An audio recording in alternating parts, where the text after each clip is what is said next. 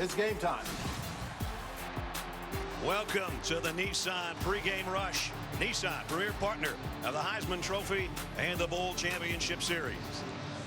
Superdome in New Orleans, the 80th Sugar Bowl. And the Sooners of Oklahoma, 10-2 on the year, playing in their 7th All-State Sugar Bowl. Here come the Sooners.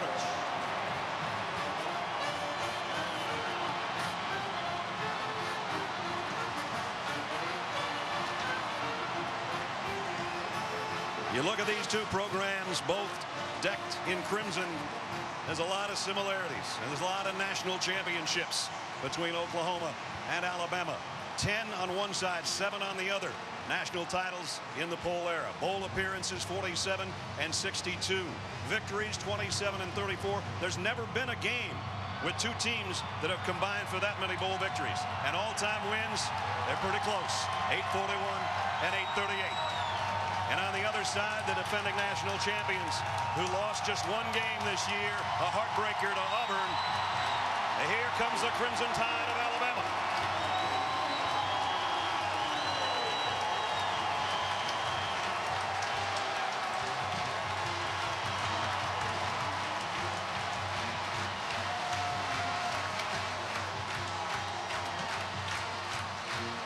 This has been the Nissan pregame rush.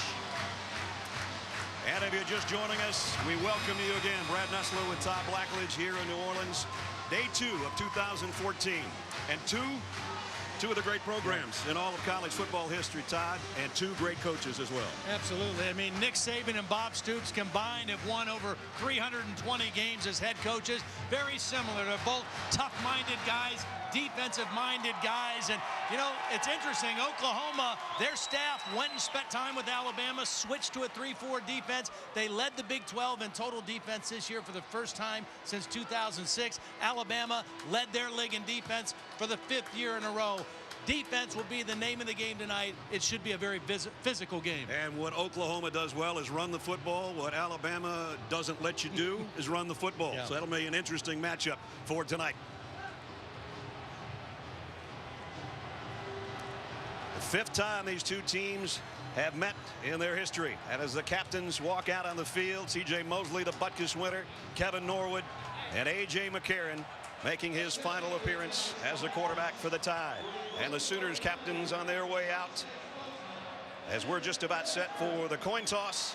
And we send it down to our referee from the ACC, Brad Allen.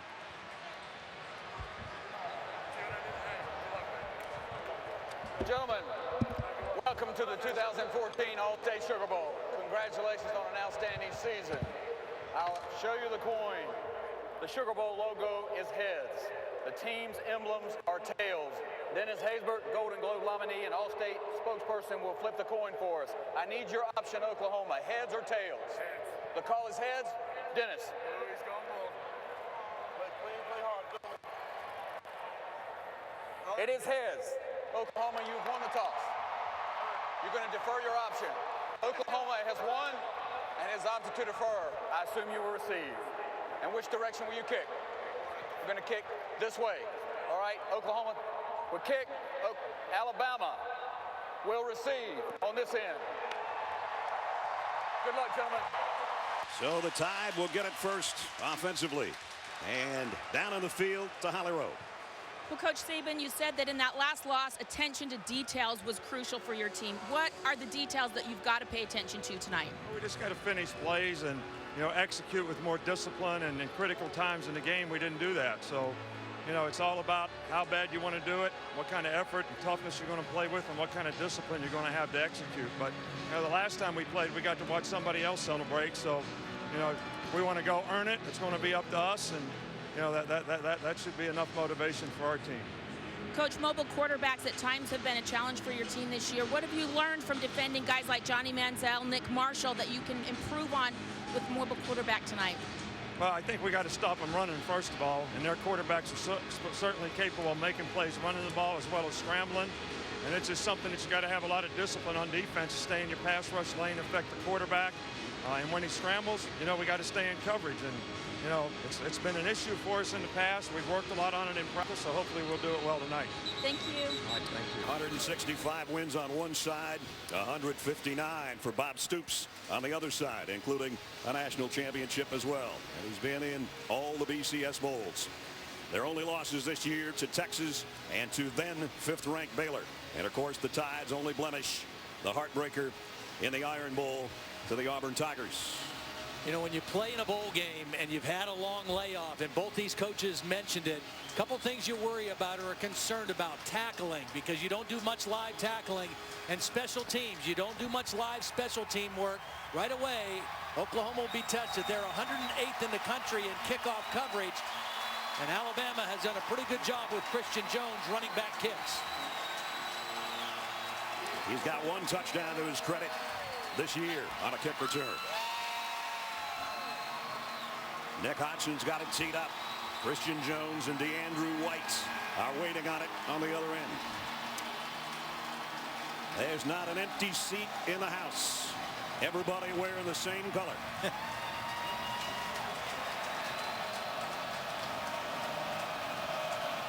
The 80th All-State Sugar Bowl underway.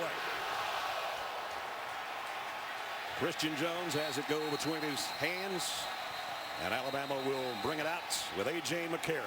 What a career. We talked about a little bit earlier in the pregame show. 36-3. Unbelievable. Yeah. And again, the thing that I like about him, as he's developed in his career, he has played his best in the biggest games. National championship games against ranked opponents. That's when he has played at his highest level. Certainly it helps to be able to run the football the way Alabama has done, but A.J. McCarron is much more than a game manager during his career at Alabama. Great balance for the Tide. They average 218 on the ground and 277 in the air per ball game. P.J. Yeldon is the tailback on the first play from the 25, and it'll be a quick throw complete out to Mari Cooper, and Cooper tiptoeing down the sideline. Nice gain on the opening play of the ball game, a pickup of 15. As we take a look at our impact players tonight. Amari Cooper and Christian Jones, not only as a receiver but as a return man. On the other side, Eric Stryker. They play him all over the place. Not the biggest guy, but it's a perfect name for what he does. And Aaron Colvin is probably healthier than he's been in quite some time, and he's a key in the defensive secondary for OU. 15-yard pickup on the first play, so first down at the 40. And now McCarron in the gun, and that's O.J. Howard, the freshman tight end, in motion. The throw to the far side. Cooper again. Cooper, another first down and a lot more. Amari Cooper, one man to beat. They drag him down, but not before he's inside the 10-yard line.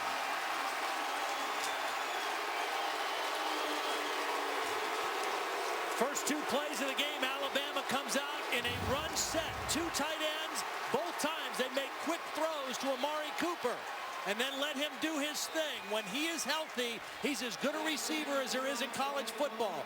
Bothered by a toe injury for a good portion of this season.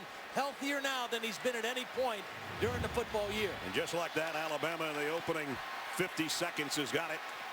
First and goal at the OU 7. T.J. Yeldon hasn't touched it yet. He will right here. Yeldon down near the 1. Frank Shannon brought him down, but he got 6. When Oklahoma revamped their defense this year, they did it to play in the Big 12 against spread offenses. They put a lot of speed on the field. They're not as big as other teams that that maybe they used to have, but they're very fast. They're not necessarily built to line up against these big, heavy sets that Alabama is showing right now down by the goal line. Those 41 scores you saw in the red zone, 34 have been touchdowns. Second down and goal. Vogler, the tight end, the extra blocker in the backfield. Yeldon, touchdown.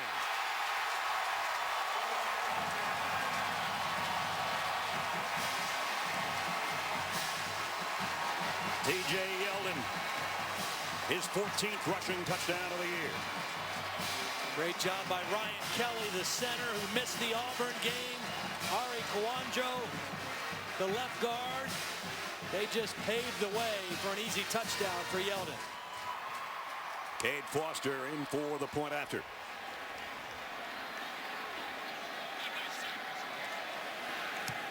7-0. Alabama. Amari Cooper, an impact player? I guess so.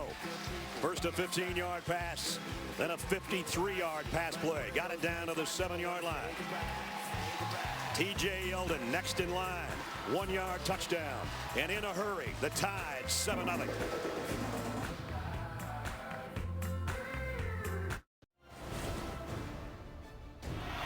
56-yarder. It's got leg. No, does not have the leg. Brought back to the near side. 45-50. There goes Davis. There's nobody there for Alabama. He ran it back 109 yards. Auburn's going to win. Holy cow! Auburn has won the Iron Bowl.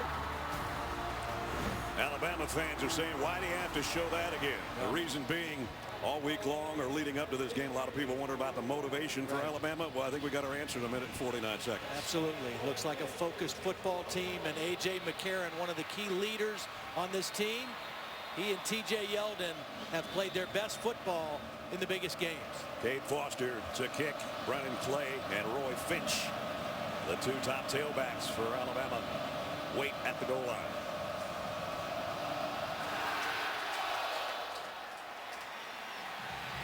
This will be Roy Finch from about the 3, and man, and the ball is out as well. Was he down or not? He was. Wow. But what a hit he took on the kick return. D. Hart got him right about in the heart. Now, Alabama's special teams, for the most part this year, have been outstanding. There's been a few games, the Auburn game one in particular, where it let them down, but a great way to start your defense with a long field behind him. D. Hart with an excellent one-on-one tackle. Finch is going to feel that one for about a week. OU has to start inside its own 15-yard line at the 14. And it's Trevor Knight, the redshirt freshman at quarterback, in the pistol.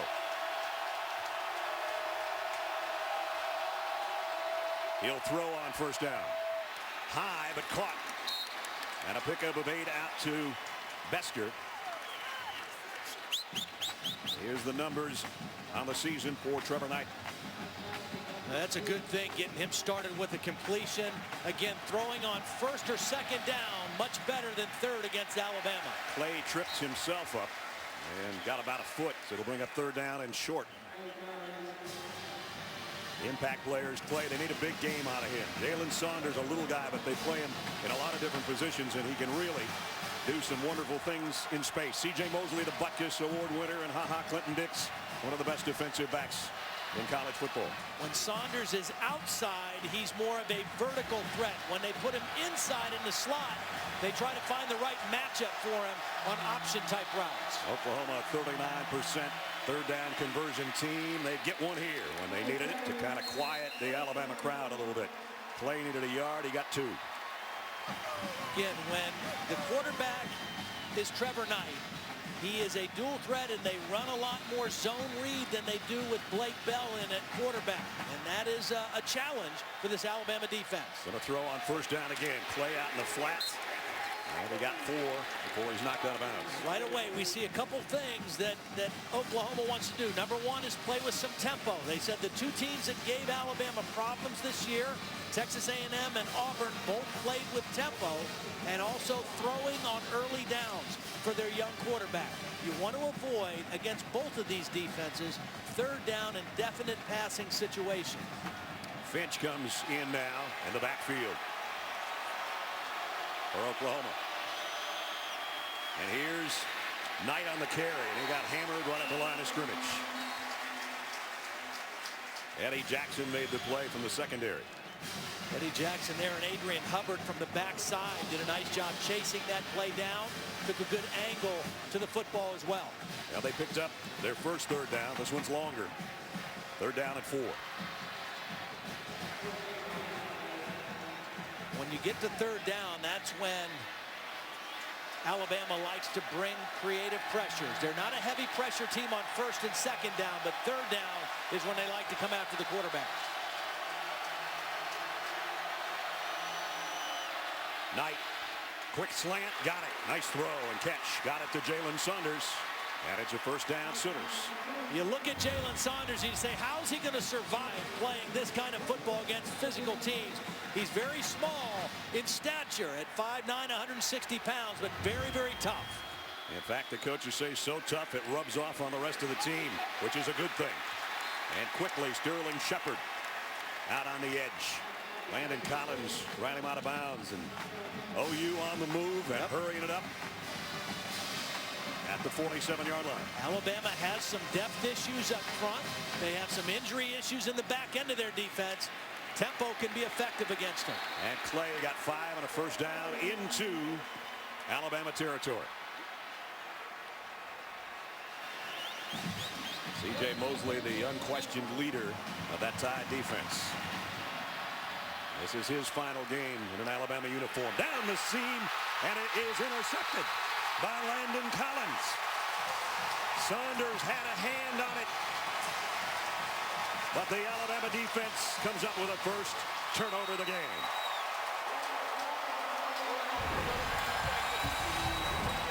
So Oklahoma had something working. Saunders, if he's an inch taller, it might be a touchdown. Instead, it's going the other way. Alabama with a 7-0 lead, and they've got it on offense when we come back.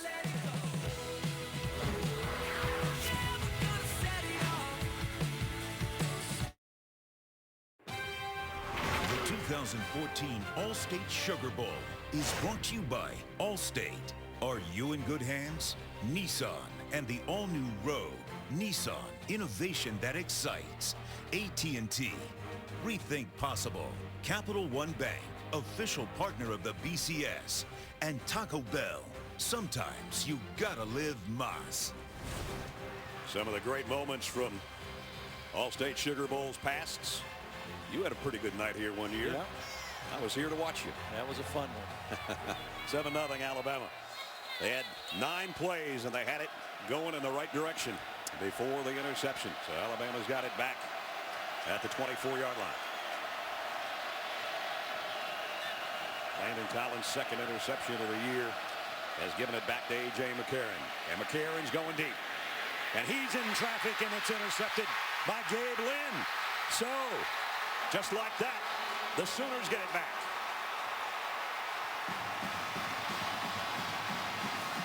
Very rarely do you see A.J. McCarron force a ball. He's looking at Kevin Norwood the whole way on this. Number 83 in the slot is going to actually be double covered with a safety over the top. And Gabe Lynn is there for an easy interception. Again, you don't normally see A.J. McCarron force a ball into coverage. That time he did. Did he ever? That's only the 6th interception suffered by McCarron this year, but right back to the OU offense now at the 45-yard line. And you know, we were going to show a replay of the Oklahoma interception before that play.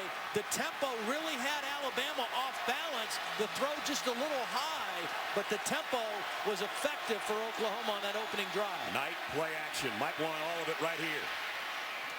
And it's complete down the sideline. Bester. Touchdown.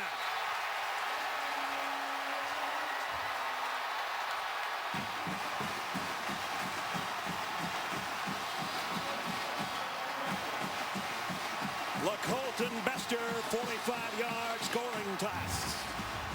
Excellent protection.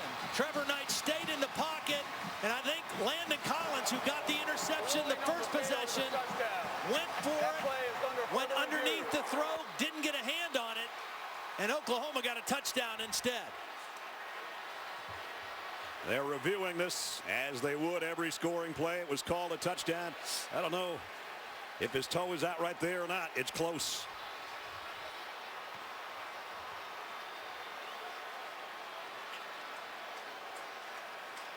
Well, the ball, I mean, the ball was over the goal line when his toe was there. That's a tough one. Ted Jackson is our replay official. Riley Johnson from the ACC's with us up here in the booth. Riley, what are they looking at right there? Whether or not his foot was out? Yeah, Brad, they're checking just to see, kind of piecing the puzzle together to see where the ball was when the toe may have touched out of bounds. It almost looked like he somehow kept his the ball of his foot like airborne right about there, and like it didn't touch. It seems impossible. But what an effort, and it was ruled a touchdown on the field. So we're going to wait on the official review before we talk about whether or not we're going to have a tie game here in a second. And they have made their decision. Here's a call. After further review, the ruling on the field stands. Touchdown. Well, I'll tell you what I'm impressed with is the confidence that Bob Stoops and Josh Heupel and Jay Norvell have in Trevor Knight. He throws the interception on the first possession. They come right back after the turnover, call a pass play, and he stays right in the pocket and delivers a strike for the touchdown. Michael Honeycutt in for the point after. Up and good. So we had back-to-back interceptions, which you don't see often. And did Oklahoma take advantage of getting it back? They sure did. Knight, Bester. All-State Sugar Bowl, Sooners and Tide tied at 7.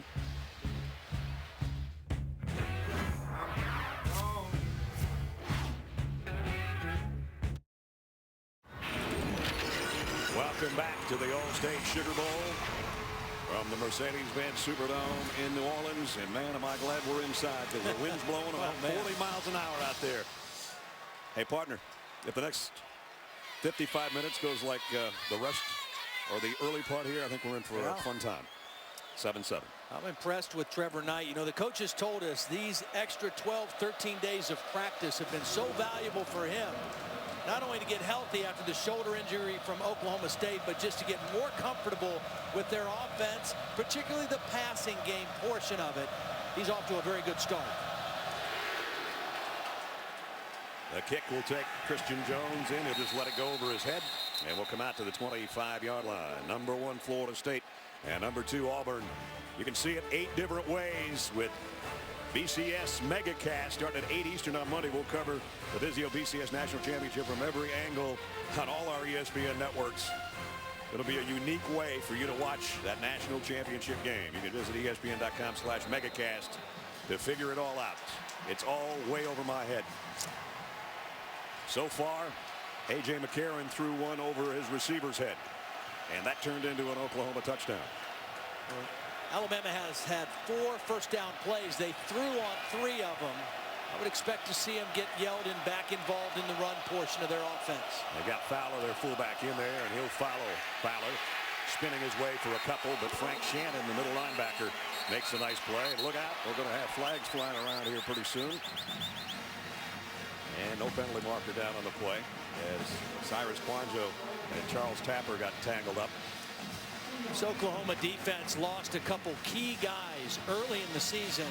Corey Nelson, their leader, the glue of their defense, the quarterback of their defense, best linebacker, injured in the TCU game.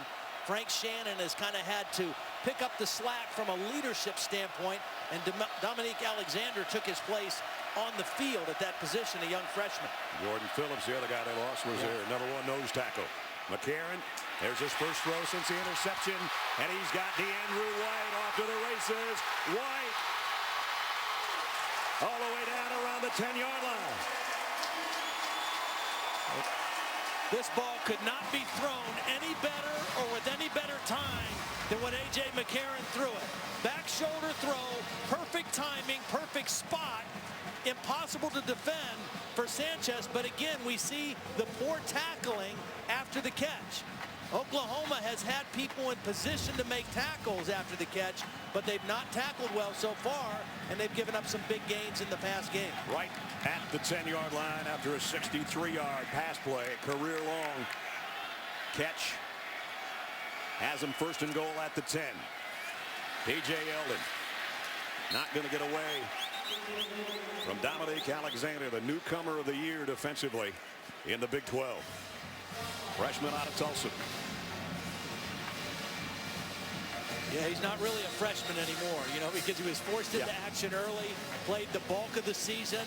At this point now, he's into his sophomore year. Very talented guy, 6'2", 216 pounds. And the game is starting to slow down a little bit for him. Amari Cooper comes down to the bottom of your screen. Kevin Norwood to the top. Ball just shooted inside the 10-yard line. Second down and goal. Keep your eye on Stryker right here, their best pass rusher.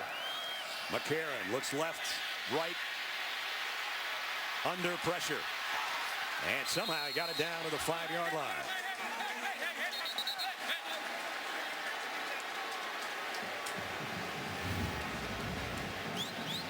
A.J. McCarron again usually protects the football very well. Uncharacteristically through that interception on the first possession. Here he gets what he can get and then gets out of bounds. And he wasn't crazy about the push out of bounds around the back of his shoulder pads. Third down and goal. O.J. Howard's the biggest target. His tight end in a slot on the left side. McCarron in the shotgun. On third and goal, to the corner, and he overshot the guy that got him down there close, DeAndrew White. And we got a camera guy down. At least he's smiling. Kaz Everett was back there covering. Well, Oklahoma really sold out. They brought everybody. They played zero coverage. There was no safety help. It was all single coverage. Knowing that they had the end zone, they didn't have to play depth. And they forced the throwaway by A.J. McCarron. Alabama had some trouble against Auburn, that's for sure, in the field goal department. This will be a 22-yard attempt by Cade Foster to try to give the Tide the lead back.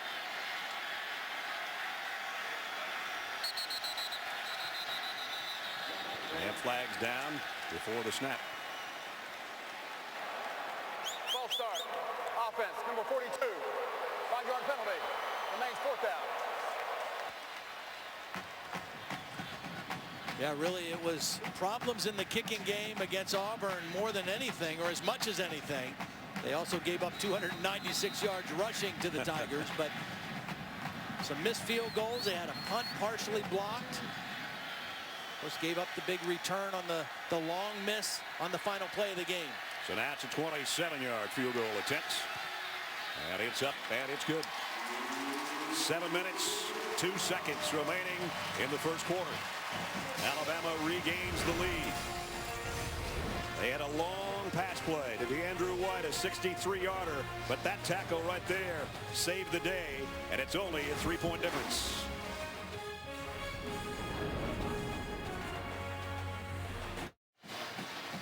Our aerial coverage from New Orleans provided by Goodyear. Everything Goodyear's learned making tires that go the distance inspires what they roll into yours. Goodyear, more driven. Back inside the Mercedes-Benz Superdome, the drive for the Tide was 65 yards, but they had it first and goal at the 10 and had to settle for a 27-yard field goal. 7:02 remaining in the quarter, and it's 10-7 Alabama. Finch took a wicked hit on his first kickoff return. He and Brennan Clay again back waiting on Cade Foster's kickoff. Yeah, I bet he's telling his guys in front, find number 1, block him this time. D. Hart. And it's going to be Finch again from about the 4. And this time he goes down after he got across the 20, but nice kick coverage by Alabama. Only a 16-yard return. I want to go back to the long throw by McCarron. Even against tight coverage, timing and ball placement win every time. You can throw the ball against tight single coverage if you throw with timing and you place the ball correctly. That's good coverage, but an even better throw, and it results in a big play for Alabama. A lot of times you think if the coverage is that close and that good, you can't throw to that guy. Timing and ball placement beat tight coverage every time. And A.J. knows how to mix it up to his receivers. 3 of them had 36 catches coming in. DeAndrew White had 29 before that long gainer. Sterling Shepard. And nice run by Shepard. We get it out for about 5, maybe 6. Where Auburn hurt Alabama's defense. Again, they ran for 296 yards. Most of that Trey Mason and the quarterback Nick Marshall. A lot of perimeter runs. When you run on the perimeter, you force safeties and corners to take good angles to the football. Here's Saunders again, collared after a first down. And Deion Blue is the guy that brought him down, but they'll move the chains, and Oklahoma comes right back to the line of scrimmage. They had not huddled yet. Keith Ford in the backfield with Trevor Knight for the first time. Knight comes up firing far side. Nice move by Bester to make the first guy miss. Kept his balance and got 5. The other reason that tempo is effective against Alabama is a big check defense. They want to try to call the perfect defense and check to the perfect defense for every play. And when you go especially fast, it makes it difficult for Kirby Smart and the guys on the field to make as many checks. Now, Oklahoma slowing down on this second down play, but the tempo that they've mixed in has been pretty effective. Second down and 5. Knight looks to the sideline and in the pistol. He'll give it off to Ford, and Ford's got another first down and back in Alabama territory. Keith Ford, the freshman out of Cypress, Texas, gets a dozen. Nick Saban said putting the back in a pistol formation directly behind the quarterback makes it a little bit more difficult because he can hit that line of scrimmage at any angle. When the back is offset to one side or another, you can pretty much determine what angle he's coming into the line at. The pistol formation makes that defense play a little bit more honest. That time a nice run inside for Oklahoma. To the 46-yard line. Play action. Knight scanning the field on a crossing route. Got Saunders again. And he'll be run out of bounds over there on the Oklahoma sideline by Eddie Jackson. But he got 7 more. You know, we haven't made the point yet that Oklahoma in this ball game up front, offensive line-wise, 3 guys are playing in different positions. The only 2 guys playing in their normal position, the center, Gabe Icard, the right guard, Nyla Kasatati. Everybody else has kind of moved around. Bronson Irwin, who was the right guard, is playing right tackle. Darrell Williams, who was the right tackle, has moved over to left. They got injuries to their left guard and their left tackle. So far, they're holding their own. And Icard's the key there, and that he is the center and the captain and one of the smartest guys and one of the better players in the conference. First down throw out to McNamara, the tight end.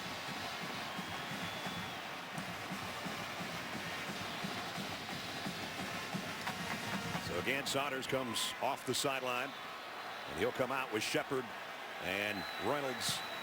3 wideouts to the right side. First and 10, Oklahoma at the Alabama 35. Clay got the corner. Brendan Clay's got another first down. Landon Collins knocked him out, but he got 12.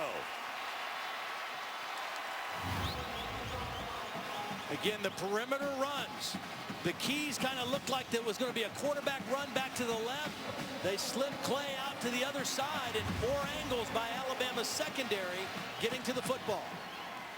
You see Oklahoma when they rush it well, that's good news. In the losses, not so much. And they're in field goal territory right now for Michael Honeycutt, but they're thinking touchdown. First down at the 23. Knight, far side, overshot his intended receiver, Sterling Shepard, and that one just sailed on him a little bit. Yeah, they had it. They went with a little out and up with Shepard, and he was working on the safety, Jarek Williams, and had him beat. But you're right, the ball took off on him a little bit. He had hit his last 5 before that incompletion. They've done a really nice job of using pass plays and play action on early downs, on run downs, to take the pressure off the quarterback. That incompletion now brings up 2nd and 10. A little tougher situation against this Alabama defense. Again, they'll go in the pistol here with Clay behind Knight. And now he empties the backfield. Knight fires left, nobody there. There's going to be a quick slant to Sterling Shepard. C.J. Mosley, though, got in there and put a hit on the quarterback. See, when you go empty, then that really kind of turns the light on for C.J. Mosley. They take the back out. That means nobody's there to pick up the linebacker, and he times the blitz perfectly. Empty backfield. They don't account for him. He forces the early throw. That's the first time Knight's been hit, putting the ball in the air. 10th play of the Oklahoma drive. This is the situation they wanted to avoid for Trevor Knight. 3rd down and long. Throwing situation. Bunch receiver set now to the left. He's looking that way if he gets time. Now he'll run it. Trevor Knight, first down slide, just got it before he hit the deck. He might have wanted to get another half yard, but he's got the first down anyway. Good decision by Trevor Knight. He reads man-match coverages. Watch all the coverage people turn their back to the quarterback and run. And as soon as he saw a lane, he took off. I'm kind of surprised that Kirby Smart had that coverage on 3rd and 10, knowing that it was a mobile quarterback back there in Trevor Knight. They've had a lot of field goals down in the red zone. They want a touchdown here to get the lead back. At the 13. Clay straight up the middle, maybe 2. Ed Stinson was the first guy there. Talked about some of the injuries this Oklahoma team has sustained. Talked about the defensive starters, the 2 offensive line guys that are out. Tyrus Thompson and Adam Shedd. Also, Trey Millard, and a versatile H-back, fullback guy they lost, was a key part of their offense. One of their other running backs, Damian Williams, was dismissed from the team. I mean, this is a team that has had some significant losses, and they have just fought and scrapped their way to a 10-win season in a BCS Bowl. 2nd down and 8. Knight. That's a dangerous pass, but he got it to Bester. And Bester's inside the 10, but only about a 3-yard pickup.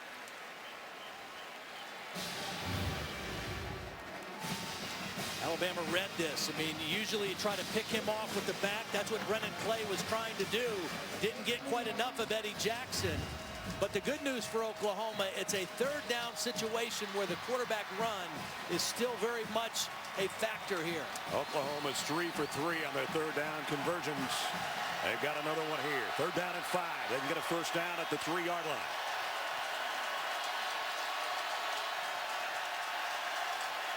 Alabama bringing extra pressure. Knight to the corner. Incomplete. No. Touchdown. Saunders. I didn't know if he held on to it. Slot receiver looking for a matchup. He's working on Clinton Ha-Ha Dix. Dix in pretty good coverage. Perfect throw by the young quarterback Trevor Knight.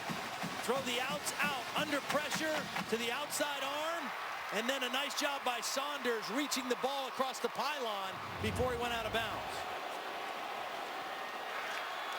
And the play under review. If it's good for Saunders, it'll be his 7th receiving touchdown of the year. Here's another look. Even though Ha-Ha Dix is a safety, he's one of the best in the country, in good position, but a perfect throw by Trevor Knight. We take a look at the replay. Catches it, reaches the ball across. Ruling on the field is confirmed. Touchdown.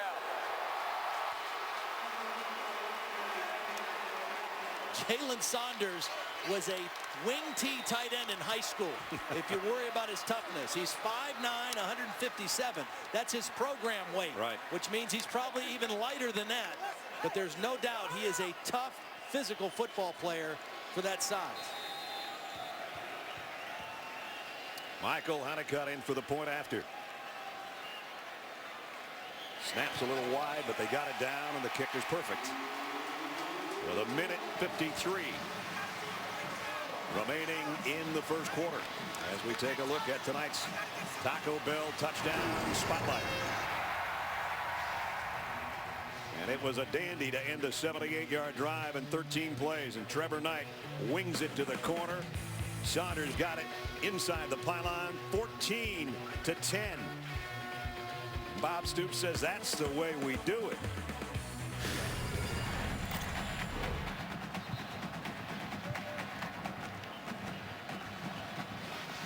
A minute 53 to go. Good quarter for that young man. And Alabama's defense got to be saying, wait a minute, this wasn't supposed to happen. Well, and it's been the throwing of Trevor Knight as much as anything, I think, that has caught this Alabama team a little bit by surprise. He's been excellent on 3rd down, had the one interception that was just slightly overthrown and tipped by Saunders. But he has been on the mark throwing the football so far in the first half. Let's check in with Holly. Guys, another factor early in this game is this tempo of Oklahoma, how quickly they're running plays is affecting the Alabama defense. Alabama hasn't played for 32 days. I already see a lot of the defenders, including the defensive backs, not just the big guys, their chests are heaving, their hands are on their hips. This tempo affecting the defense. Yep. No question. And then that's what Oklahoma's coaches told us. The two teams that created problems for them early in the year was Texas A&M, and the last game of the year, Auburn, played with tempo and caused some problems for Alabama's defense. Christian Jones would like to return one of these kickoffs. He's got 2 punt return touchdowns and 1 on a kickoff return, and he might have a shot at this one. From 3 yards deep. And he goes down at the 20. Both teams doing a nice job on their kick coverage. Now, we've had some explosive offense in the first quarter. We're going to have more of that coming up in the Discover Orange Bowl. Taj Boyd and the number 12 Tigers face off against Braxton Miller and the 7th-ranked Buckeyes of Ohio State. Discover Orange Bowl, Clemson, Ohio State. It's tomorrow night. Our coverage starts at 8 o'clock Eastern on ESPN. These guys can play right here. Yeah, there'll be a couple defensive coordinators with a sleepless night tonight. Of course, Brent Venables, former Oklahoma defensive coordinator, now the coordinator at Clemson, will have to defend that Braxton Miller-led Ohio State offense. So Alabama from the 20. Now that they're trailing again, this time by 4. And it's Derrick Henry, the freshman. Goes for about 4 yards. He's the biggest back Alabama has, 6'3", 238-pounder. Yeah, we were told we were going to see more of him, that he has had a really good bowl preparation. Didn't play a whole lot early in the year, but has started to come on here at the end of this season. And a big physical back. There's the time of possession. These two teams are 2 of the biggest time of possession teams in the country. Only Michigan State's held the ball longer per game than these two clubs have. 2nd down and 6. Henry again. Ooh, what a collision over there on the corner with Gabe Lynn, and he won it by about a half yard. 1st down. Well, I think this couple plays here are indicative of a couple things. Number one, Nick Saban and Doug Nussmeier, offensive coordinator, want to kind of get back to establishing the physicality of their offense. Number two, give Kirby Smart's defense a chance to rest a little bit against that tempo that Holly was talking about and that we've mentioned. Establish the ground game, get some clock, and let your defense rest. 2 tight ends in there. And Derrick Henry stays in as the tailback. 1st down, Alabama from the 31-yard line. Nice play fake by McCarron. He's in trouble, and down he goes. Gino Grissom got him. Sack number 1 on the night.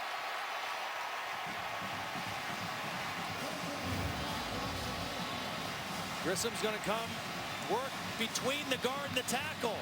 Kouandjio thought he was going to get help from his brother, and Ari Kouandjio just doesn't stay with the block, and Grissom takes an outside course to the quarterback and gets the sack. AJ doesn't get sacked much. It's only the 11th time he's gone down this year. There was a stretch in SEC play this year where he went about a month and a half without getting touched.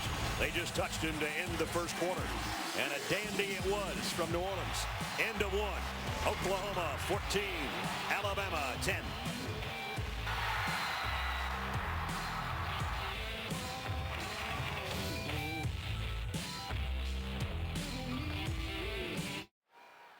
Visit WatchESPN.com or download the Watch ESPN app to watch ESPN live anytime, anywhere. Brought to you by Vizio. Back at the Superdome, we start the 2nd quarter of the All-State Sugar Bowl. Brad Nussler, Todd Blackledge, Holly Rowe, and our ESPN crew. Great first quarter. Oklahoma leads it 14-10, but Alabama's got it to open up number 2 at the 24-yard line. But with a 2nd down and 17 after a sack, quick slant. They got some of it back on a completion. Picked up about 9 to DeAndrew White.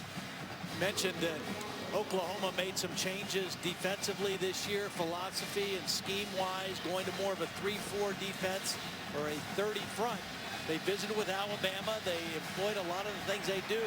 On 1st and 2nd down, very similar. On 3rd down, one of the things Oklahoma does that Alabama doesn't do, they like to stand up guys, move them around, try to create confusion with where their pressures are coming from. A lot more movement on 3rd down than Alabama uses. And that was Mike Stoops, a defensive coordinator you saw pacing the sideline in his 2nd tour of duty in Norman after his head coaching job at Arizona. A.J. McCarron going long. White has got it, and he's gone.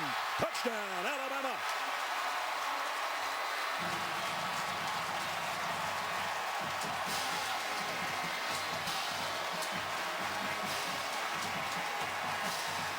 Perfectly thrown pass and a 67-yard touchdown.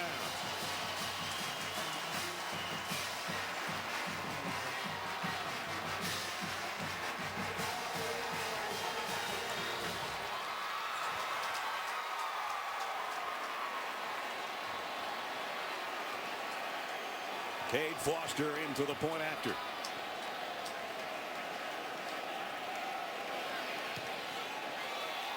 Up and good. A.J. McCarron. He might have thrown an interception, but he's lighting it up with a long ball to DeAndrew White.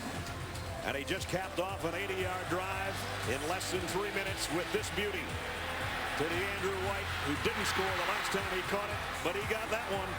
17-14, Alabama.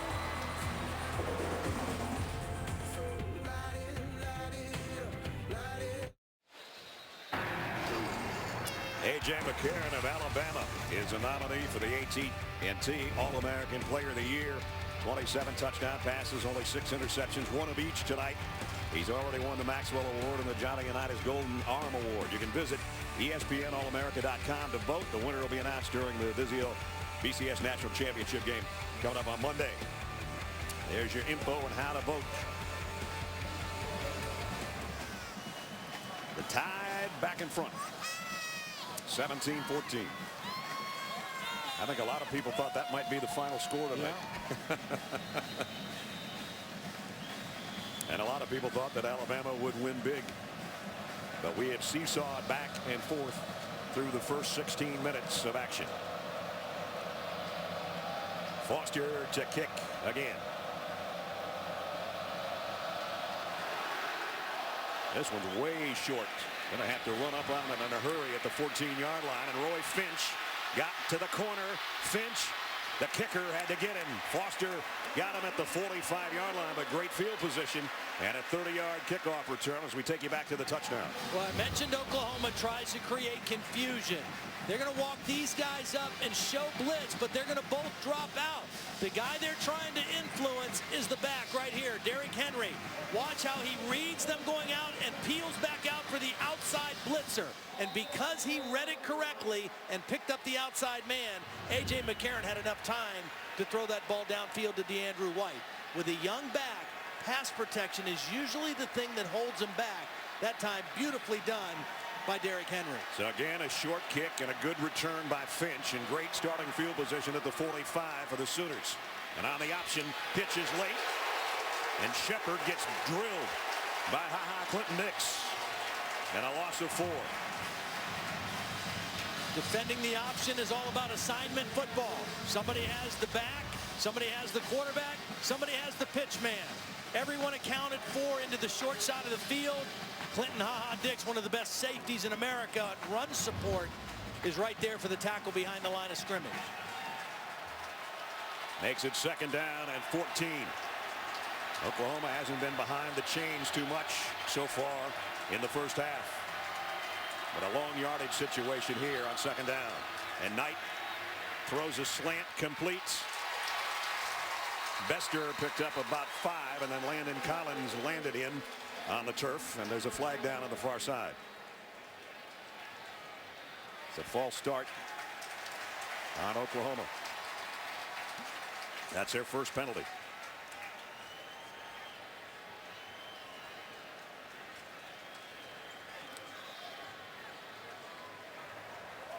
Illegal formation, more than 4 players in the backfield. Number 69 was not on the line of scrimmage. 5-yard penalty. Remains 2nd down. I think he meant 68. Again, that's Bronson Irwin, who has been the starting right guard, has moved out to right tackle for this game. So a little bit of a new switch for him. He's only worked at tackle in emergency situations. That time didn't line up on the line of scrimmage correctly. He's a little bit deep right now, too, as a matter of fact. 2nd down and 19. Play action. Screen pass coming. Clay, another big collision with Clinton Dix and C.J. Mosley. Those two players that you just mentioned on the tackle are two of the smartest football players in college football. They really read things quickly. They've seen everything you throw at them, and they take good angles to the football. 3rd and long. Deep ball caught. What a catch by Derek Woods. 1st down, Sooners. Whew. You know, Landon Collins, if he makes a play on the football, he might cause a collision at the point of the catch. Instead, he goes for the low tackle, and they make the completion. Now Knight comes up firing on 1st down. It goes right back to the other side, this time to Jazz Reynolds. How about Oklahoma on 3rd down tonight? Wow. In their last game against Oklahoma State, they were 2 for 15. They're 5 for 5 tonight. 2nd down and 3 at the Tide 30. Play action. Knight going to have to try to throw this one away. And given chase was Jonathan Allen, breathing down his neck. What the Alabama coaches are arguing is that there were linemen downfield. The passer was outside the tackle box, and the ball went beyond the line of scrimmage. See, the coaches weren't arguing that it should be grounding or not. They were arguing that there were linemen downfield because that was a run play all the way. And Trevor Knight did a smart thing, throwing it away to avoid the loss of yardage play. Let's see if the Sooners can stay perfect on 3rd down.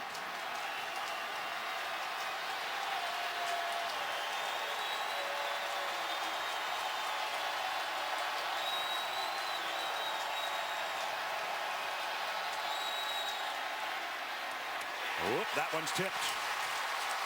Adrian Hubbard got a hand on it.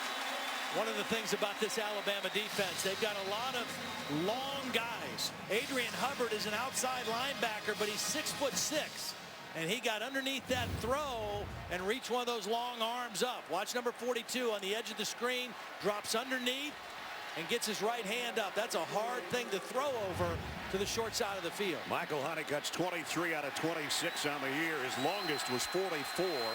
Now, this will be a 47-yard field goal attempt. Honeycutt, kick on the way. How about this ball game so far? 11:45 remaining in the 1st half. Oklahoma comes back and ties it up.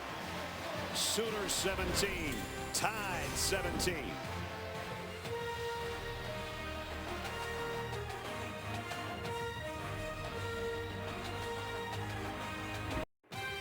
The 2014 All-State Sugar Bowl is brought to you by Allstate. Are you in good hands? Chevrolet.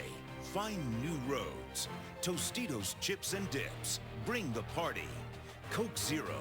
With real Coke taste and zero compromise, Coke Zero lets you enjoy everything. And the Discover It card. It's a game changer. Castle of Jackson Square back there in the background here in New Orleans, where we're tied at 17. The guy they called all day, AD, Adrian Peterson, Heisman Trophy finalist for Oklahoma. That guy won it for Alabama.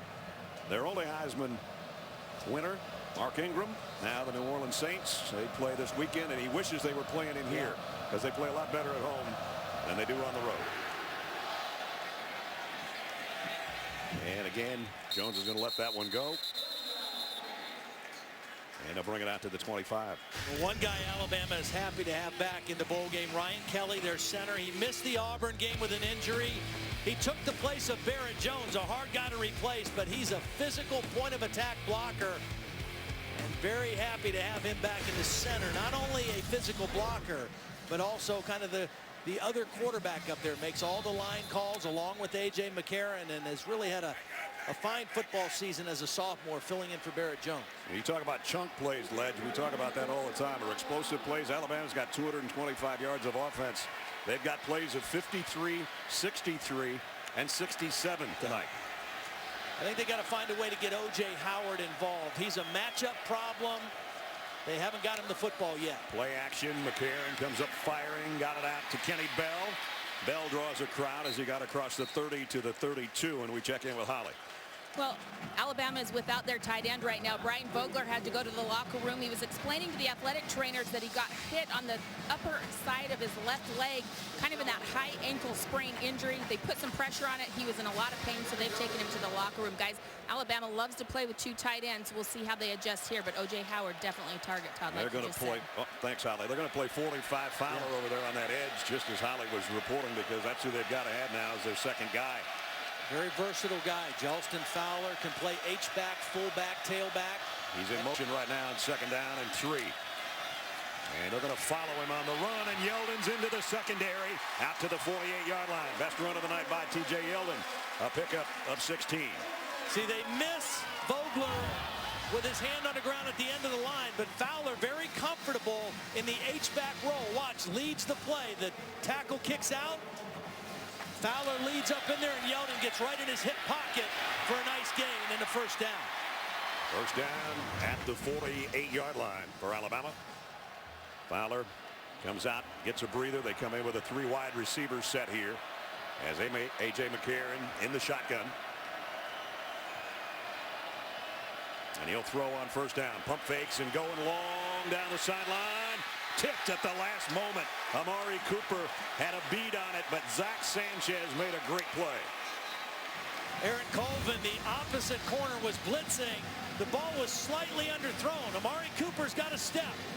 The ball was a little underthrown, and that enabled Sanchez to dive and get a hand on the football. Well-timed jump by Zach Sanchez. You know, he's a redshirt freshman, kind of was a surprise starter. And when you have a guy the caliber of Aaron Colvin on the other side, that guy is going to get tested a lot. A lot of balls thrown at Sanchez. Mike Stoops saying, hey, Cooper was pushing off. Should have been offensive pass interference. Instead, 2nd down and 10. T.J. Yeldon drives his way and backpedals his way for almost 5.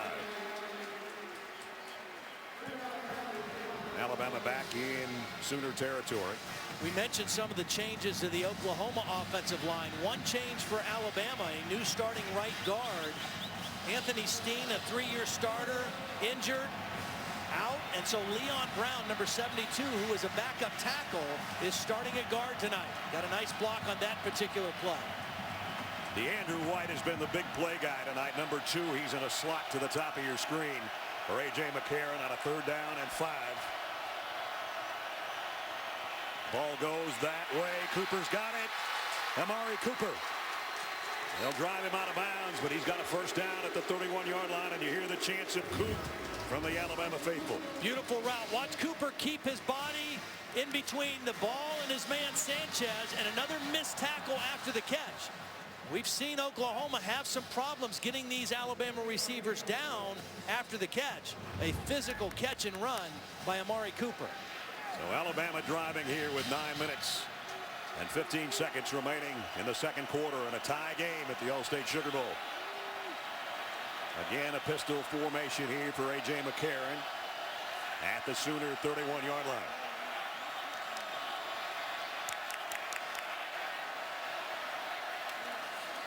Yeldon cuts back in the middle, and again a tough run.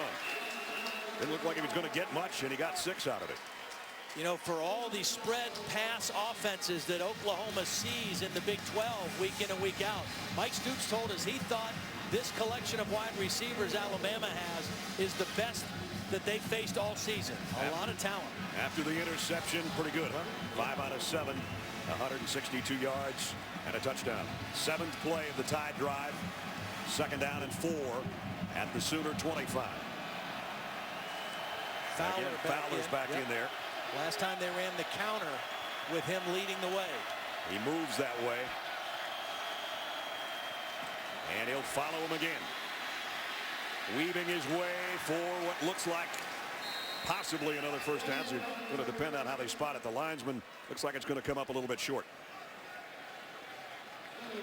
Well, some teams that ran the football on Oklahoma this year that caused some problems for them. Big physical teams. Notre Dame ran the ball well early in the year. Texas, in the upset win in Dallas, ran it 60 or 55 times for 260 yards. And Leon Brown's going to have to come out because his shoe came off. And so an already shuffled offensive line's got to shuffle another guy out there. Kellen Williams will take his play on a vital third down here. And Alabama's maybe going to take a timeout to figure this thing out. They don't want to blow an opportunity here. So we'll take a timeout as well. 7:30 remaining in the half. Tie game in New Orleans.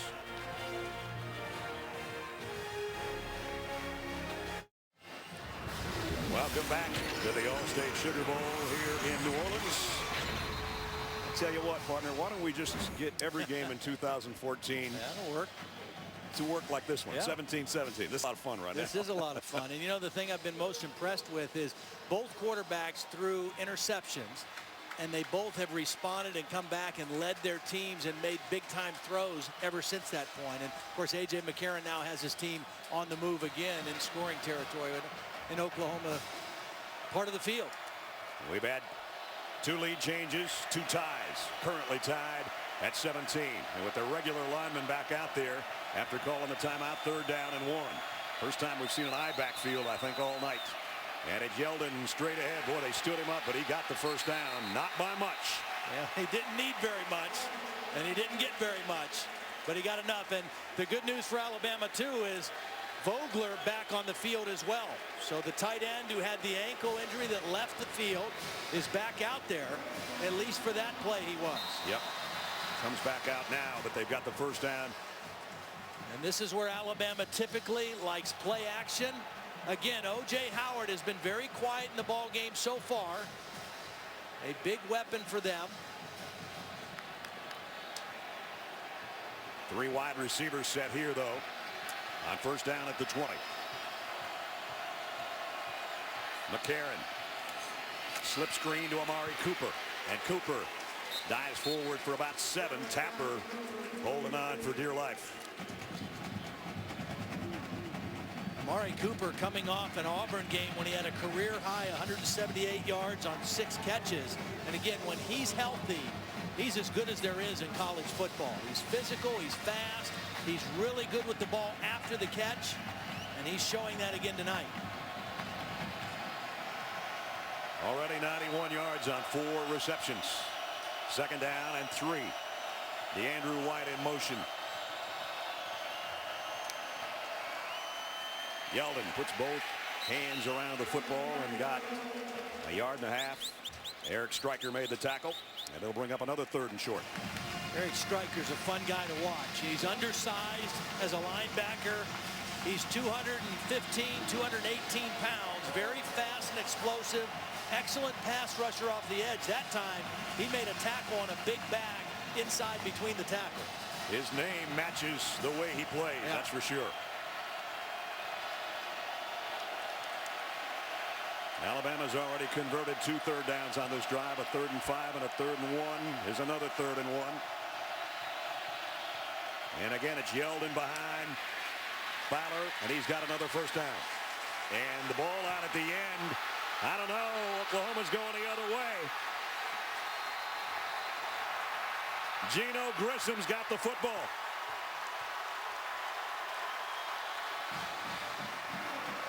You know, I think his own man knocked the ball out.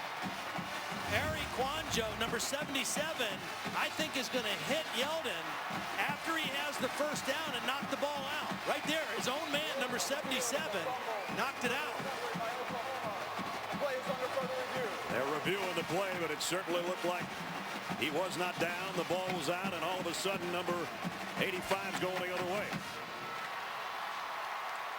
There you see the ball is out. And Geno Grissom says, thank you. I'm heading out of here with it. Boy, heads up play by O.J. Howard. That could have been a touchdown return because there were a lot of Alabama players away from the football that had stopped. And O.J. Howard chased it down for the tackle. That is Oklahoma's first red zone takeaway this year. It's a huge one.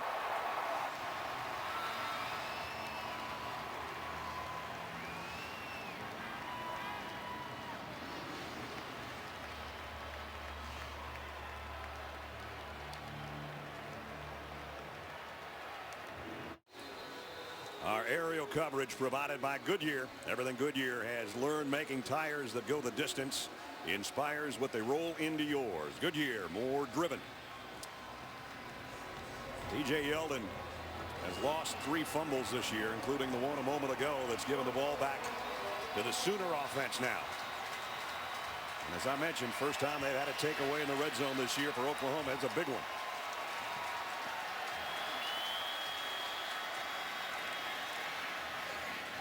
Keith Ford, the freshman, got a couple. Jeff Pagan made the tackle.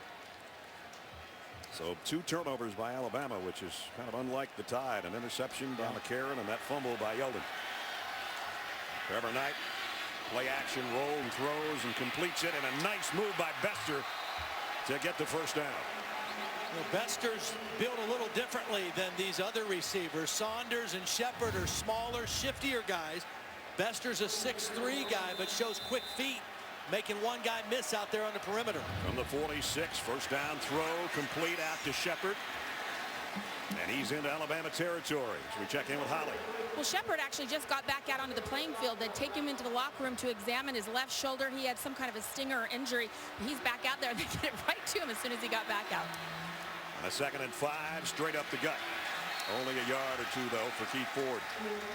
As Rick Williams made the stop from the secondary. I think Oklahoma now will get a little bit more aggressive offensively. When they got that ball to start this possession, if you get a first down, then you go ahead and get a little more aggressive here before the end of the half. 4 minutes and 20 seconds and counting. Trevor Knight has been pretty smart with the football, and he's been very good on 3rd down. 7 different receivers as well. 3rd down and 4. They empty the backfield. He's going to have to get rid of it in a hurry, and did complete. Clay, I don't think, is going to get there. He's close, though. Now, again, Oklahoma taking a little bit of a page out of the Auburn playbook and attacking the perimeter and the edges of this Alabama defense. You challenge their tackling, you challenge their angles to the football. That time, Alabama responded the right way and brought them up short of the first down. And lo and behold, we're going to see a punter. In this case, Jed Barnett. It looks like Alabama in a punt-safe defense. You know, in the Oklahoma State win at the end of the season, one of the key plays in that game, a fake field goal that Bob Stoops called. And it was a touchdown. Yep. Honeycutt with the 8-yard reception for a touchdown. Timeout, Oklahoma. So Oklahoma takes a timeout with a 4th down and 1. Gives us a chance to remind you Capital One Bowl Week continues on ESPN as James Franklin and the Commodores make their 3rd consecutive bowl appearance. They'll take on the Cougars in the BBVA Compass Bowl. Capital One Bowl Week. Vandy and Houston get together Saturday, 1 o'clock on ESPN and live on Watch ESPN. Well, if you've been watching this one, hopefully you're enjoying it as much as we have. 17-17 between Nick Saban's Crimson Tide and Bob Stoops' Sooners of Oklahoma. And a 4th down upcoming, 4th and 1 for OU at the Tide 45-yard line. The last time these teams played in the regular season was 2003. Here comes the offense back on the field. So Bob Stoops deciding to gamble a little bit here. This ought to raise the roof of the Superdome, depending on how this play goes. Either way. I think they're just going to try to draw him. Here they come, and he's got it. Clay got 2 yards. That is a gutsy call by Bob Stoops. His team's going to get the ball to start the 3rd quarter. At first he was going to punt, then he decides to go for it. Nice job picking up the inside blitz by Irwin. And again, on 1st down, Trevor Knight has been very effective. 8 of 9 passing for 91 yards, all on 1st down. Adrian Peterson likes it. And now the officials are going to stop playing. I think we're going to have an Oklahoma timeout again. Oklahoma, their 2nd. It will be 30 seconds. It's a short timeout here. They've done well on 4th down. They were 3 for 3 in the Bedlam game against Oklahoma State, and they are now 11 out of 16 on the season on 4th down conversions. Well, the thing about Oklahoma's offense tonight, we talked about the makeshift offensive line. They've given Trevor Knight good protection. And when the protection's there and it's zone coverage, he stays in the pocket and he delivers the football down the field. when he reads man coverage and guys with their back to the quarterback and he sees a lane, he's made a couple decisions to scramble. He's been very comfortable in and out of the pocket tonight so far for the Oklahoma offense. And, you know, that fourth down, Alabama's had teams, that was the 19th fourth down play teams have gone against him. And when it's 3 yards or fewer, 50% they've given it up. When it's 4 yards or more, they've shut him out 10 times. That was 4th and 1. Oklahoma got him. So the Sooners down to 1 timeout, but a first down at the 43. Play action. Knight's going to go long down the sideline. Oh, what a catch! Touchdown!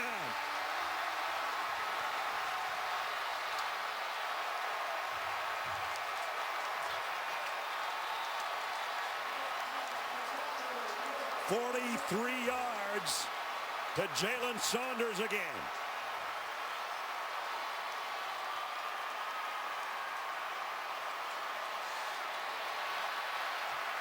Wow. Another first down throw. Josh Heupel really calling a nice game for Trevor Knight. That was a stop and go route by Saunders on Dion Blue, and it froze him. Extra point is good.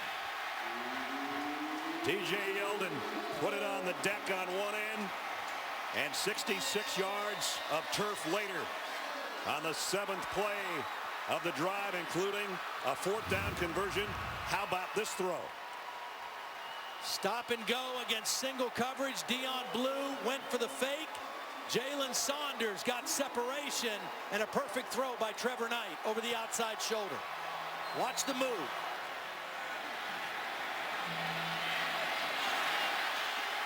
That is pretty.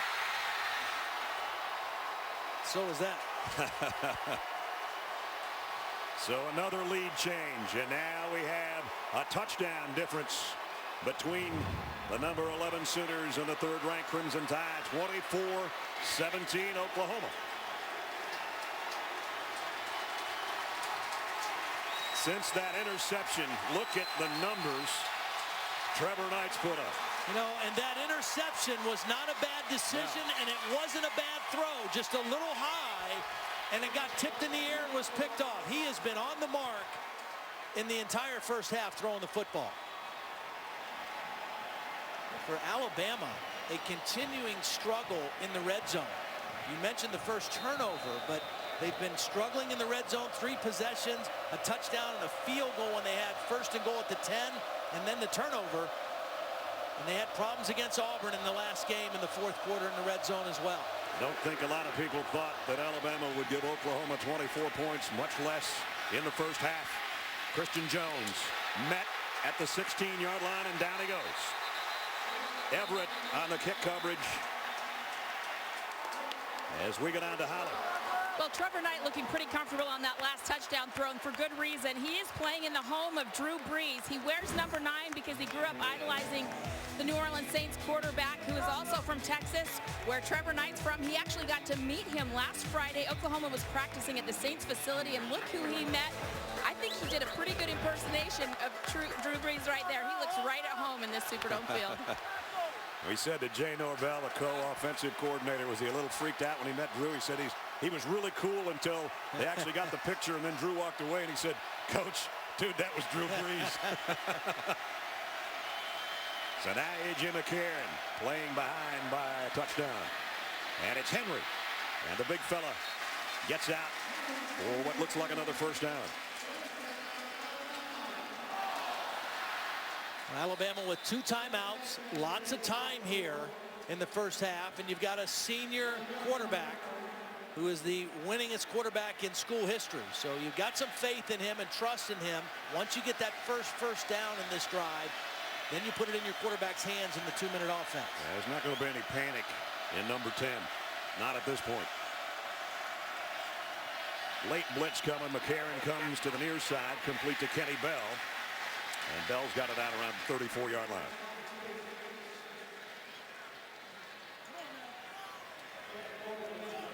Aaron Colvin, who had shoulder problems in the middle of the season, then a toe issue. And they say probably around 90%. But he at 90% is a pretty good one. Another Tulsa native senior captain.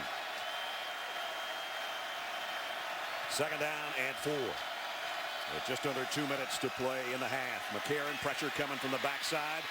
A.J. got around that, directs traffic, and now he's going to head for the first down marker, and he got there. Yeah, that was Stryker. Again, their best edge pass rusher. He thought he had A.J. McCarron for sure. Cyrus Kouandjio does a nice job just taking him outside enough to enable McCarron to step up inside and scramble for the first down. And Mike Stoops almost got run over there, and now he's yelling at his players for letting A.J. McCarron get that first down. All the Stoops boys are here. I saw all of them yesterday. Mark and Ron, and of course Mike and Bob on the sideline here tonight.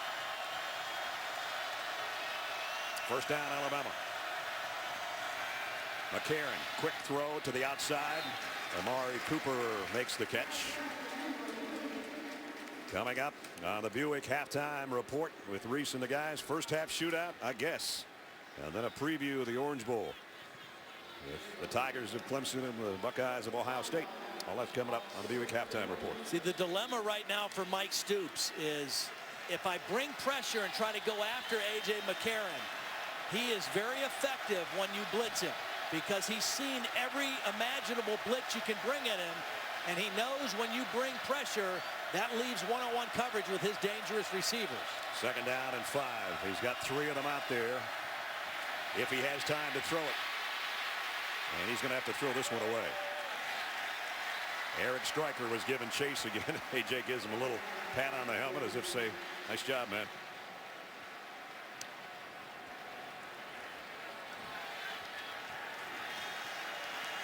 Now it's third down and 5. With a minute 39. Alabama 2 timeouts remaining. Again, the guy who has been quiet. A.J. has spread the football around a little bit. O.J. Howard still without a catch. Very quiet in this first half. And I think a matchup problem for this Oklahoma defense. He's lined up on the right side.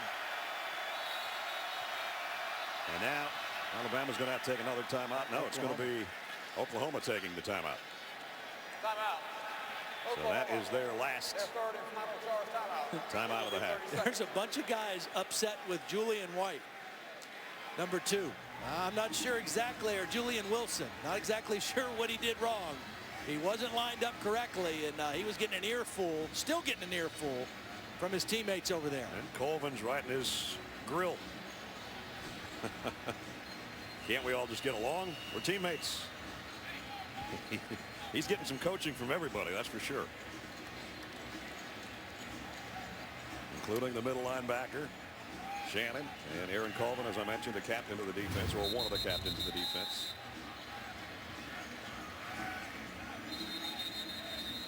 Well, this is an inspired Oklahoma team. Again, you look at the injuries that they've suffered, and the fact that they have fought and clawed and scratched their way to 10 wins and earned their right to a BCS Bowl, and now playing Alabama, a heavy favorite in this ball game, playing them completely off their feet here in the first half. There's a couple of captains that they lost. We mentioned they're starting signal caller on defense, and they're starting nose tackle. Third down and 5. A.J. McCarron in trouble. Got away, at least for now. McCarron throws on the run, and it is caught by Kevin Norwood. Wow. Great job by A.J. extending the play. You know, he's extended the play and thrown it away, but on this third down, he says, I got to make a play. He gets away from the rush. Norwood knows where he is on the sideline. Good footwork on the sidelines and a beautiful throw by A.J. Kevin Norwood gets overlooked sometimes. He was voted a team captain by his teammates. Pretty honored, and that's his first catch of the night, and it is a huge one. At the 48-yard line, first down tied with 1:29 and 2 timeouts. McCarron again has to be on the move and throws it away on the sideline. Right now, Oklahoma getting decent pressure, only rushing 3 or 4. And that enables them to drop coverage, and that's why we've seen A.J. have to throw the ball away a couple times on this possession. Whenever you can create pressure with 3 or 4 and drop 7 or 8 into coverage, you have an advantage as a defense. I mentioned there was a time where he went about 5 games without getting his uniform dirty. He's only been sacked once tonight, but he's done a nice job eluding the rush on this drive to keep it alive. Off coverage up at the top. 2nd down and 10. Here comes the blitz. McCarron lets it go, and he's picked off. Sanchez all the way to the 15-yard line.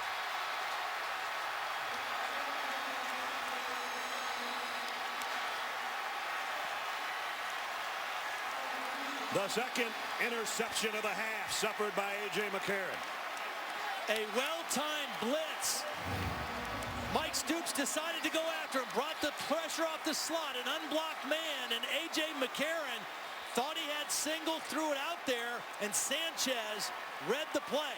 He knows he has to get rid of it on the blitz. Amari Cooper didn't come back to the football, and Sanchez beat him to the mark, and a huge interception right before the half. At the 13-yard line, a golden opportunity for the Sooners to grab command of the game here before halftime. End around. Shepard, touchdown, Oklahoma.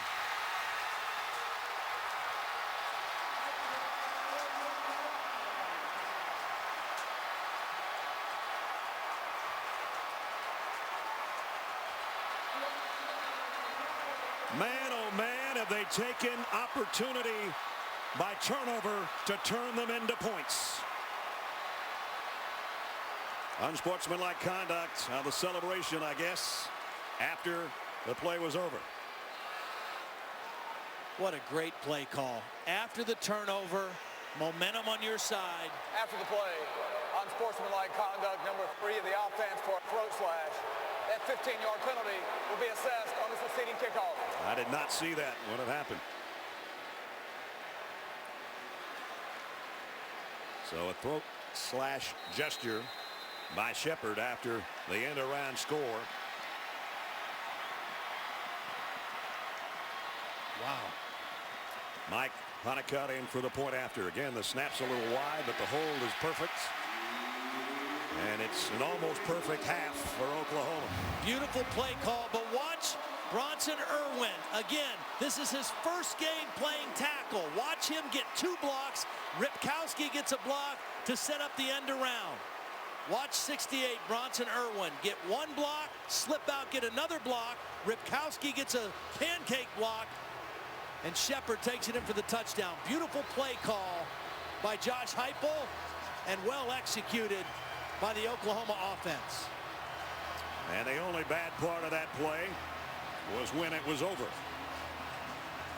And I don't think that was a throat slash. That was a Superman deal. That's a Superman Sooners. That's a Cam Newton thing. Yeah, they might have missed that, but at any rate, Oklahoma, get a load of this, Ledge, has scored on their last 5 possessions. When's the last time that happened to an Alabama defense, you figure? A long time ago, or ever. Well, now think of this. Coming into the game, 2nd in the nation in scoring defense. Yeah. 11.3 points per game. Only Florida State, the #1 team in the country, better at 10.7.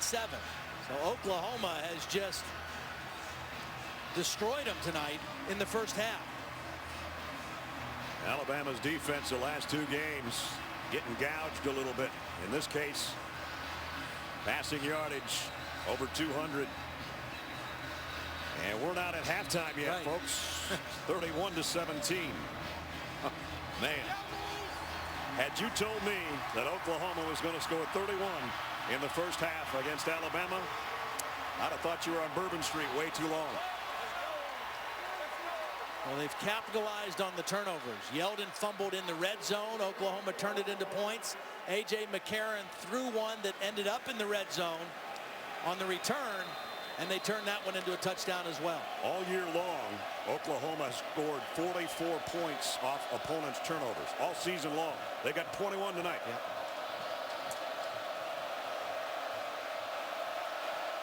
Because of the penalty, this kick should be easily returnable by Christian Jones, and it will be from the 10-yard line.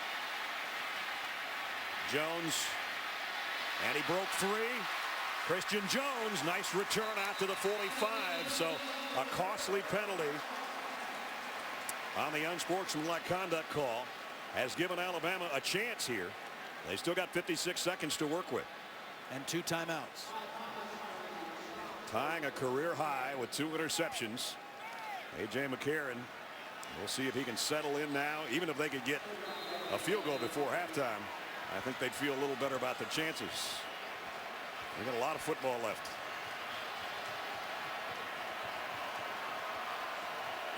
Mike Stoops just waited to the perfect time to call a pressure. He played coverage, he played coverage, he played coverage, and he went with pressure and forced the turnover the last possession. They're going to bring pressure again, and McCarron has to throw it into his own bench.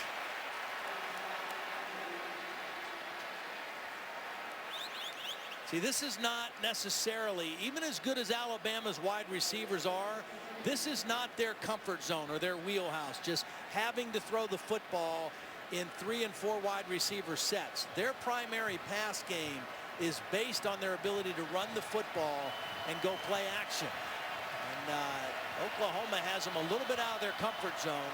Of course, right here at the end of the half, you'd be in this anyway. But they've been in it a lot here in the first half. A.J. McCarron has only hit 1 of his last 5 passes.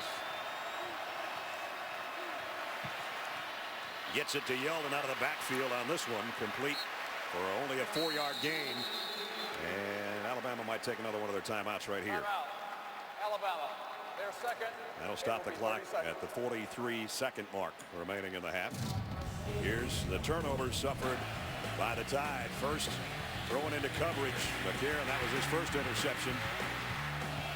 And T.J. Yeldon put this one on the deck after running into his own guy. And that turned into points for the Sooners. And then, as Todd said, the pressure came at the right time, and Sanchez almost took this one the distance, and that turned into a touchdown.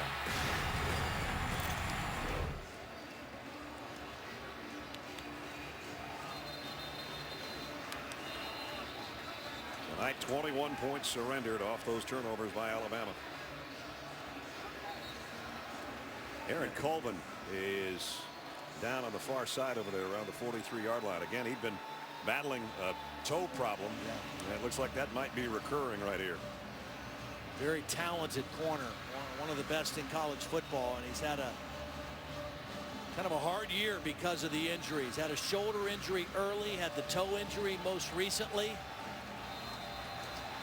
Be interesting to see if he's able to go in the second half.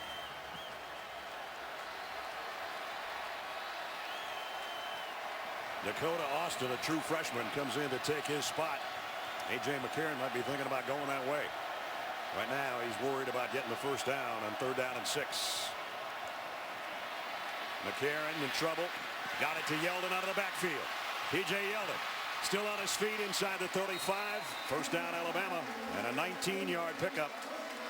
Nice job by A.J. McCarron, hanging in the pocket until the last possible minute, and then finding his outlet receiver Yeldon for the first down. Clock starts again after they move the chains. McCarron on first down. Throws complete, but it's in the field of play here to Kevin Norwood. Use that last timeout right here. Oklahoma had an extra guy on the field. I think that's what the penalty is going to be.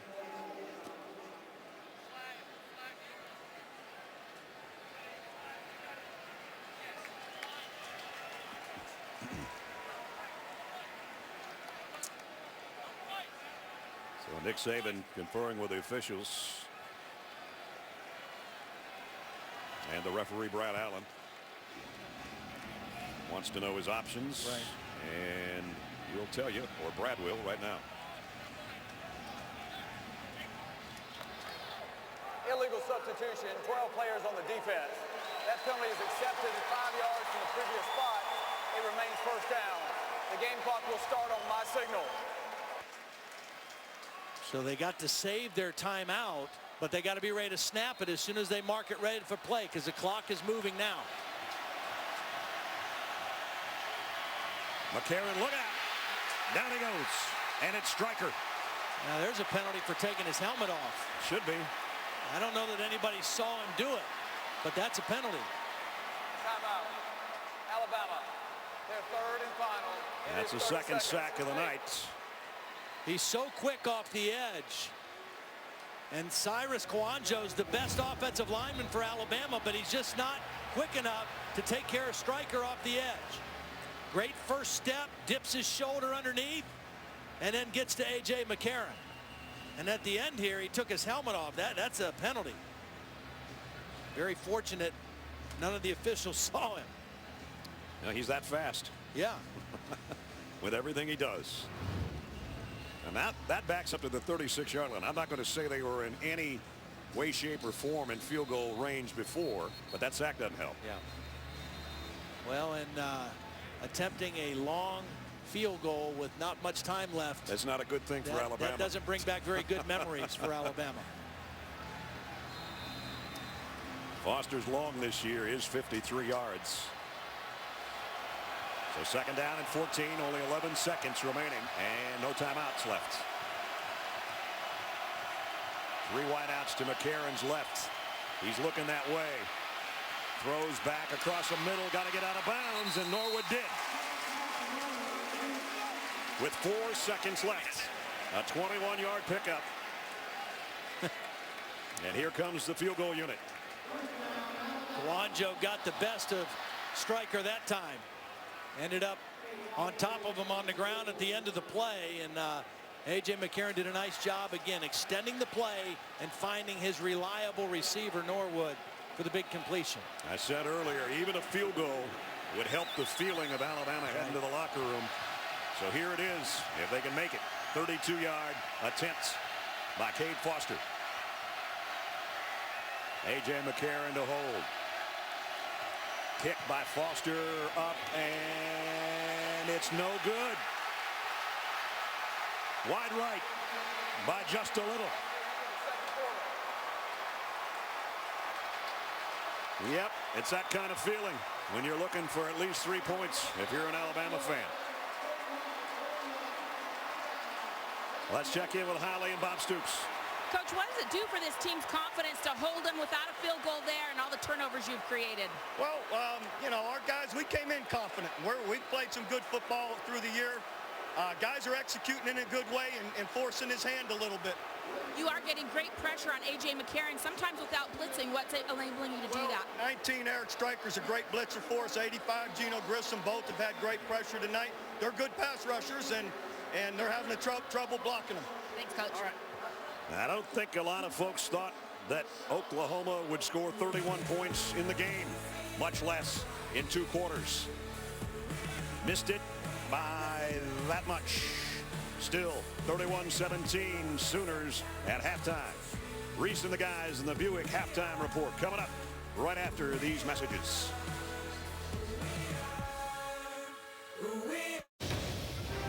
Welcome to the Buick halftime report.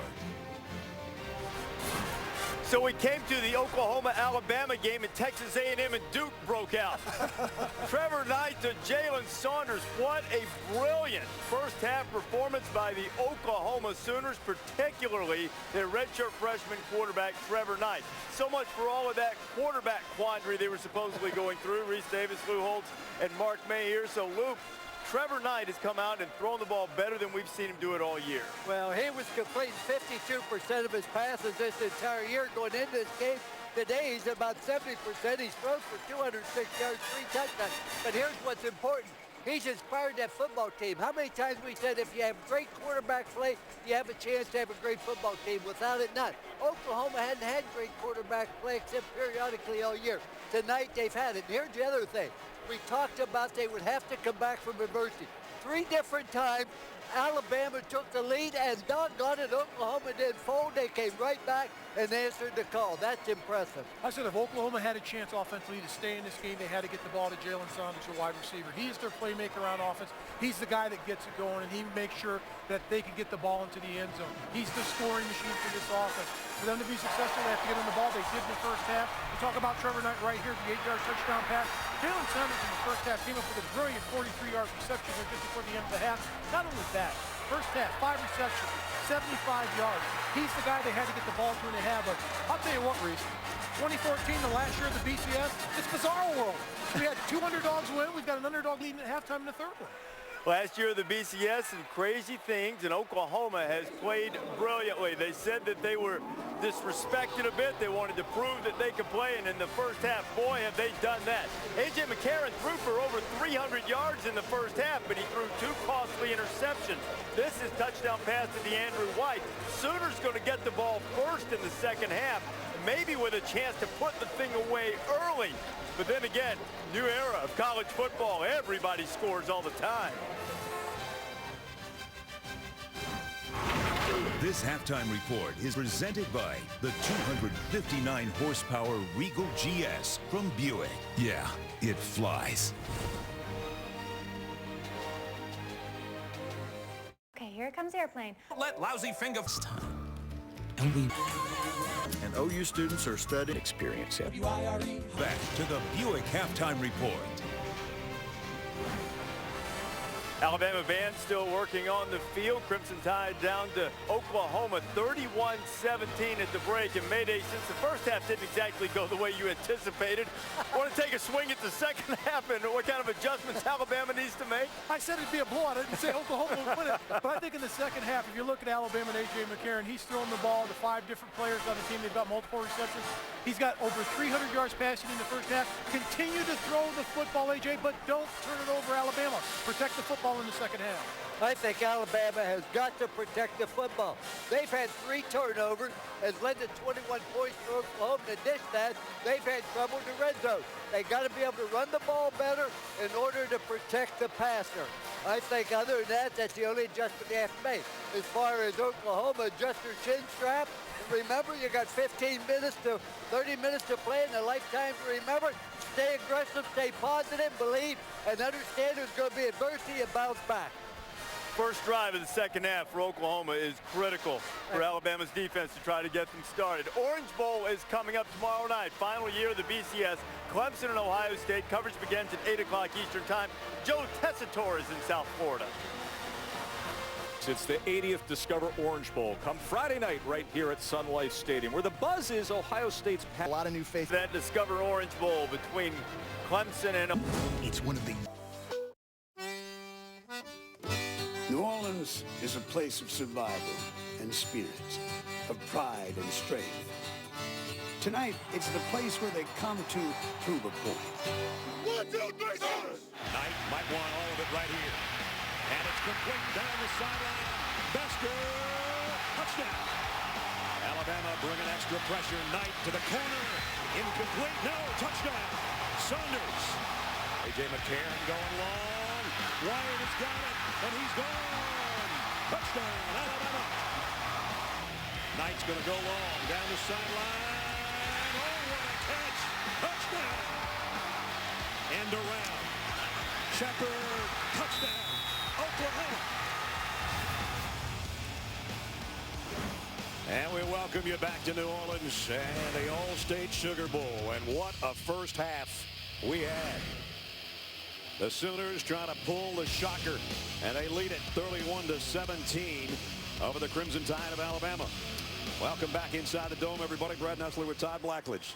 Alabama's on pace for about 700 yards of offense, and they're behind by 2 touchdowns. Unbelievable. They averaged over 9 yards per play, but turnovers, always one of the biggest stories in any ball game. 3 turnovers that led to 3 touchdowns for Oklahoma, and then going back to the Auburn game, some of the same problems. Number 1, the red zone. Only 5 scores in 10 of their last 10 attempts in the red zone, and field goals. They've only made 1 field goal out of their last 6 attempts, and that field goal right before the half, you mentioned it, just for momentum's sake, because Oklahoma starts with the football. Alabama needs to get a stop here from their defense and then get back into running the football and doing what they do well.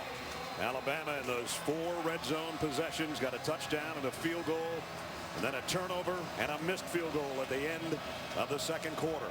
And that allowed Oklahoma 17 unanswered second quarter points. Hopefully the second half is filled with as much excitement as the first. And let's check in with Holly Rowe. Holly. Well, Nick Saban told me that their coverage was trying to play to account for the option or the zone read with the quarterback and that mobile quarterback. And he said, as a result, they're nickel and diming us to death in the flat. So look for them to change their coverage, how they're lining up to stop some of that short passing game that Oklahoma's had so much success with. And then he said, how about 3 turnovers? We cannot turn it over 3 times and expect to have any kind of success. We've got to limit the turnovers in the second half, and people just need to do their jobs and execute what they're supposed to do. Well, a defensive-minded coach like Nick Saban and Kirby Smart, his defensive coordinator. Let's see what they've come up with. First down to open the third quarter for the Sooners at the 25.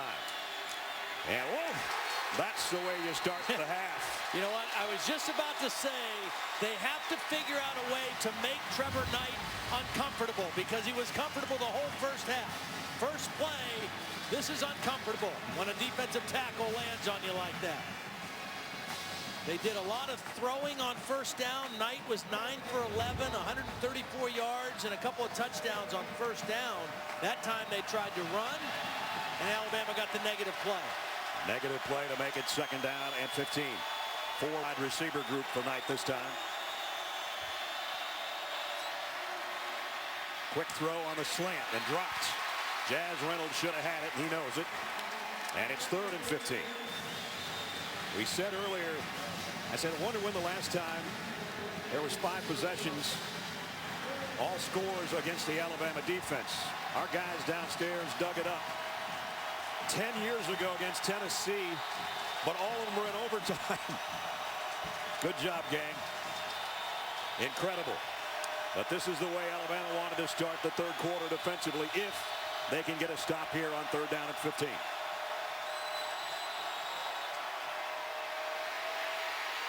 Knight got away from the first wave, throws on the run, incomplete, and they will force a punt, but there's a flag down, and it's going to go against Oklahoma, so that'll be declined.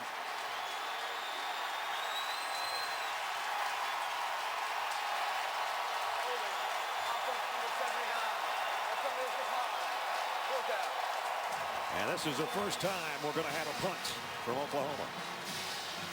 And their first 3 and out, in fact. A lot of enthusiasm on that Alabama sideline after that 3 and out, too. Should be good field position once Barnett kicks this, as Christian Jones waits back on the other end at the 40-yard line.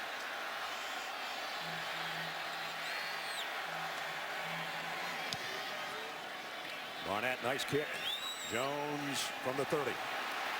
And already he's got some green grass in front. There's a flag down as Jones on his way down the sideline. Christian Jones hesitates and scores. Is it coming back? Yeah, it's coming back. Oklahoma coaches are over there calling him back.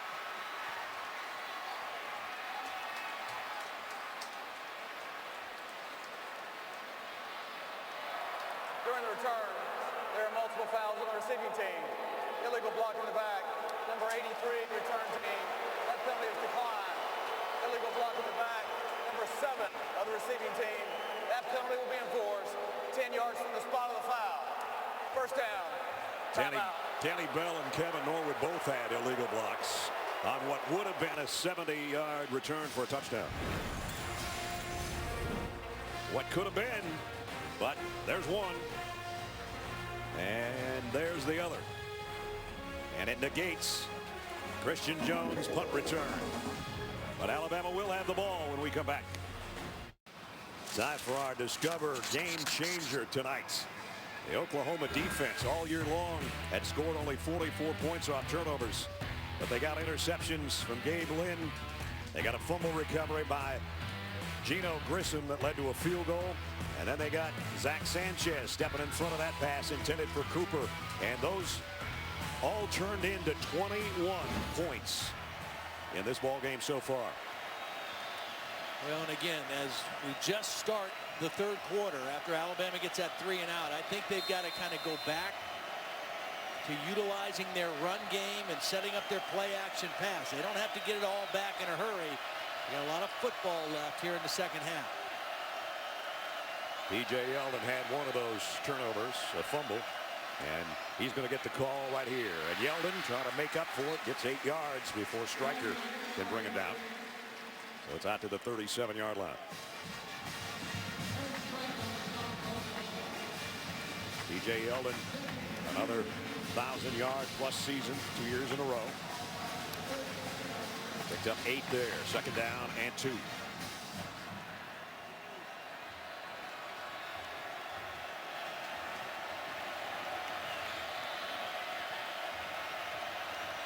And we got motion on the left side. That's Cyrus Quanjo. You know, Eric Stryker has kind of gotten into the head of Cyrus Quanjo in the first half.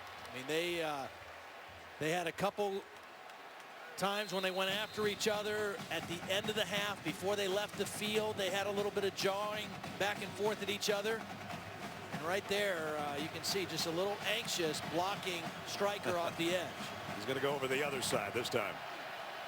Austin Shepard can worry about him, or the tight end. That's Amari Cooper in motion. 2nd down and 7. T.J. Yeldon, a little hesitation, lost his own footing. And Frank Shannon was there to make sure he didn't go any further. It's going to bring up 3rd down and a couple, maybe 3.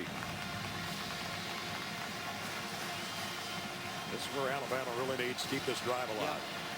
Well, you know, and for A.J. McCarron, I mean, the situation that Alabama finds themselves in is very unusual. They have not had to play from behind very much at all this season, or really in any of the 3 seasons that A.J.'s been the starting quarterback. They're 5 out of 7 on the 3rd down conversions. 3rd and 3 here.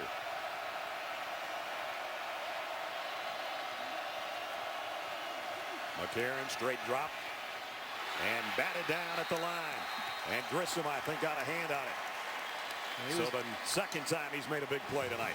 Going for O.J. Howard, trying to get his tight end involved on the crossing route, and he was open. He had Howard crossing the field, would have been a 1st down, and Grissom got his hand on the football, timed his jump very well, and denied the 3rd down completion. And so it's going to be Alabama's first punt of the night for Cody Mandel.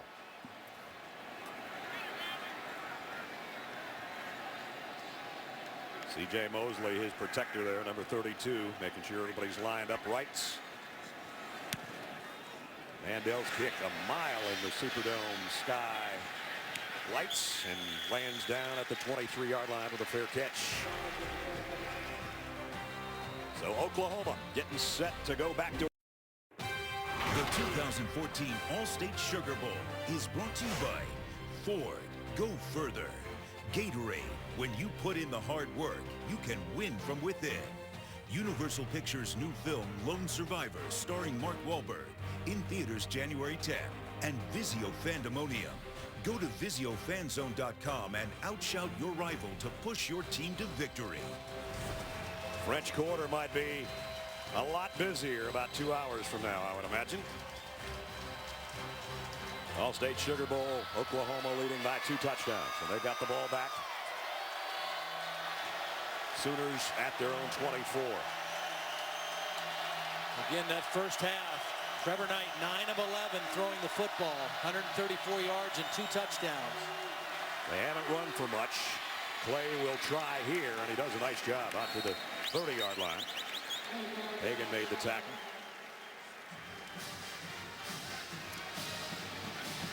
Brendan Clay, when he goes over 100 yards rushing, they're 3-0 on the year. But he hasn't had much tonight. 31 yards on 7 carries.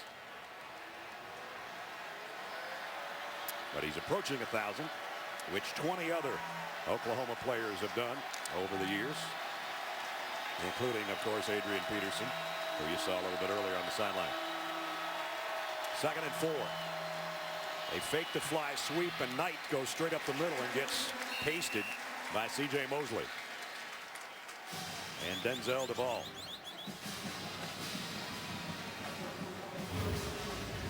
Mosley is a very active guy. You know, he and DePriest are kind of the leaders in that defense. They make the calls. They read things quickly. Bring up a 3rd down and short. C.J. was a Butkus finalist a year ago. This year he won it. 5 out of 8 on 3rd down conversions tonight so far. for the Sooners. 3rd down and 2. Going to empty the backfield again. Knight's in trouble. Throws on the run and flag down, incomplete. I think there might have been an illegal motion on Oklahoma. Wait and see for the call.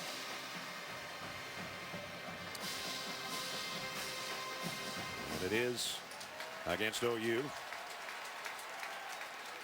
Back-to-back 3 and outs for the Alabama defense coming out of the locker room. Illegal formation foul, more than 4 players in the backfield. Number 68 was not on the line of scrimmage. That penalty is declined. 4th down. It's the second time they've done that. Irwin, the right tackle. Well, and for Alabama, they've started to make Trevor Knight a little more uncomfortable. They forced him to get out of the pocket when he didn't want to. They've hit him a couple times, and that's what they did not do in the first half. Remember, Christian Jones took 170 yards last time he touched it, but they were illegal blocks. He's going to take it from the same spot and reverses his field. Looking for blockers and goes down at the 40-yard line. So he did get 10 yards on the return with just over 10 minutes remaining in the 3rd quarter. Emotional game in this 80th All-State Sugar Bowl. Sooners still leading by 2 touchdowns.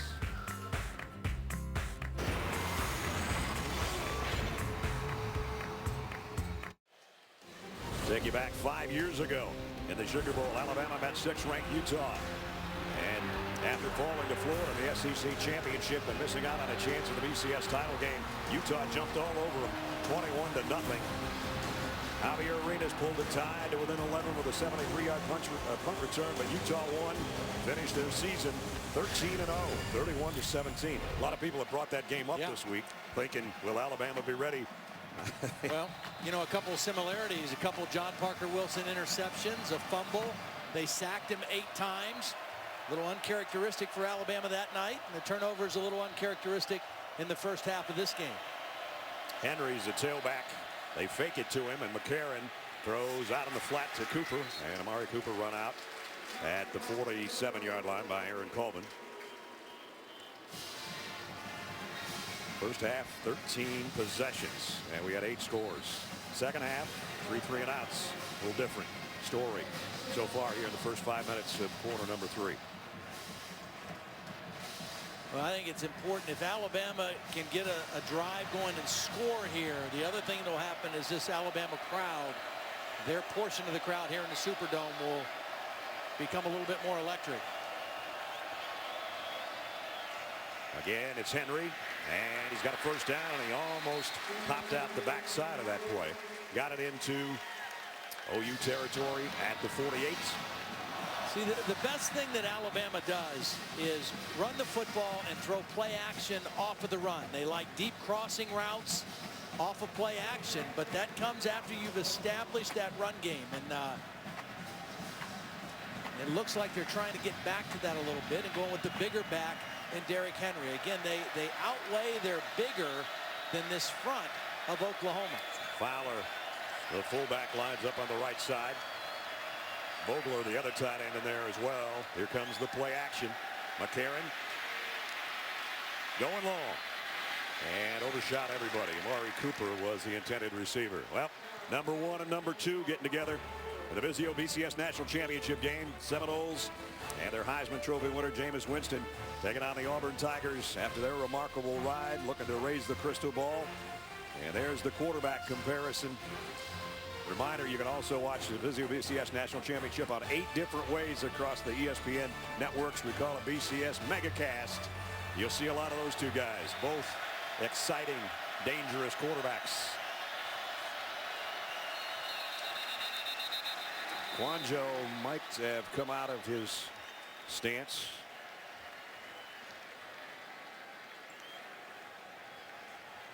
At least that's what the Sooners are saying. And that's Ari Quanjo, not Cyrus. It's a lot of Quanjo. 625 pounds of it. Offside, onto the defense. Comes into the neutral zone, calls for the offensive player to react. That's a 5-yard penalty. So that That was a reaction by the Quanjos to the jump by the Sooners. And Charles Tapper's looking up there and pointing at the Jumbotron as if to say, hey, you look for yourself. Yeah. Not a reviewable call, though, Charles.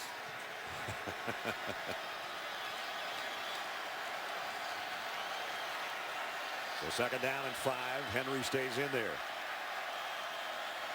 They're weak on the right side of the formation. If Alabama runs there, here goes Stryker moving over late. Henry. This time he does pop out the backside. Derrick Henry, foot race, touchdown.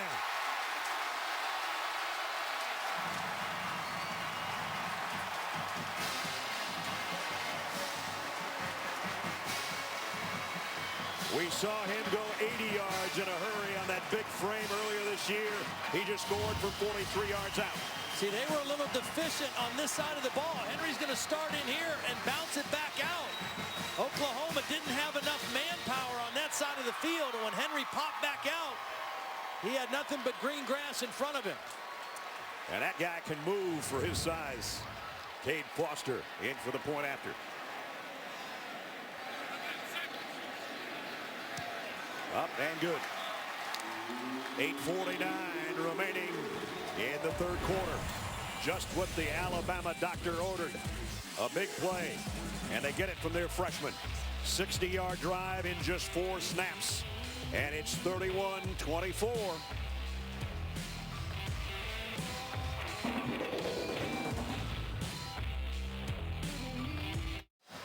31-24. The more I see of this freshman from Yulee, Florida, the more I like him, Todd. Absolutely. Did a nice job of finding a little crease on the cutback. Oklahoma is going to slant their defense this way. Alabama does a great job staying on their blocks, and watch the center, Ryan Lindsey, coming off the double team, getting to the second level and picking up the linebacker. Watch him slip off, get the linebacker. Henry slid right between that crack and then showed his speed, getting it to the backside of the play. Nice job by Alabama staying on those blocks, the center moving up to the second level, and Derrick Henry reading the blocks perfectly for the Alabama touchdown. And just before this kickoff, the Alabama sideline getting into it. Everybody, as you said, trying to get the Tide fans back in it. They're back in it. It started with their defense. That first 3 and out, making Trevor Knight a little uncomfortable, and they've kept it up. This kick to the goal line to Roy Finch. And Finch trying to bust it outside. Lost his balance a little bit, but still got a nice return at around the 24-yard line as we check in with Holly. Well, guys, I've been on the Alabama sidelines for their last 2 national champions, and understandably tonight, it's just very different. It's just a little bit quiet, a little bit flat. Even the fans have been quiet over there, but 2 times tonight, really, they've gotten some juice. Once on that first 3 and out that they forced after halftime, they started to get some life, and then after that Derrick Henry run, they're finally getting into it. The fans are finally standing up over on that Alabama sideline. Let's see if they can sustain that energy. Oklahoma in the second half, 6 plays, only 3 yards. And 2 3 and outs. As Holly mentioned, that one was big. They scored after it. Now it's time for the Sooners to put it back together offensively. Play action. Knight on the run. And throws a little bit high. Saunders couldn't handle it. And incomplete. It'll be second down. Well, Holly mentioned what Nick Saban said in that first half. Too much off coverage. Look now. Up on top of the receivers on first down. They're not going to give them the easy throws on first down. They're going to make Trevor Knight throw against coverage and prove that he can be accurate against tight coverage. He's missed his last 5 after that incompletion. And a flag, though. Going to have Williams back there defensively with the penalty. See, when you put Saunders in the slot, you have a better chance of matching him up against a safety instead of a corner. Pass interference, defense, number 20. 15-yard penalty, automatic. First down. So there's the first down of the third quarter, and it comes by penalty. It's the same concept, tight coverage, but a safety working on Saunders. And there's the late push-off at the end.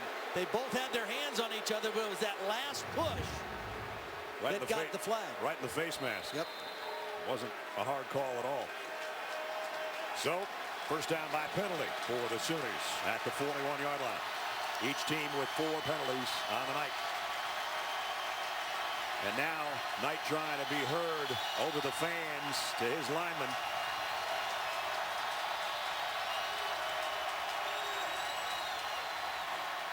Brandon Clay puts his head down, but he's going down for no gain.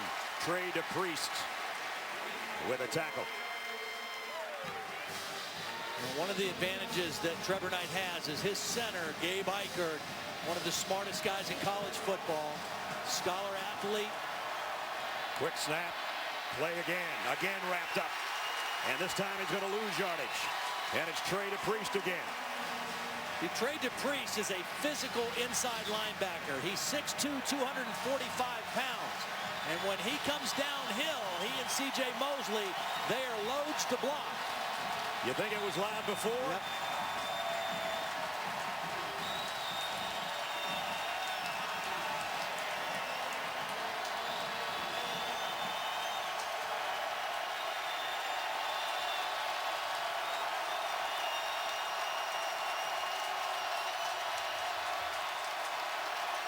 Third and 10. Out in the flats, complete, but nowhere near the first down marker.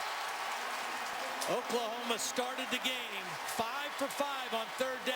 Since that time, 0 for 5. A renewed energy from the Alabama defense.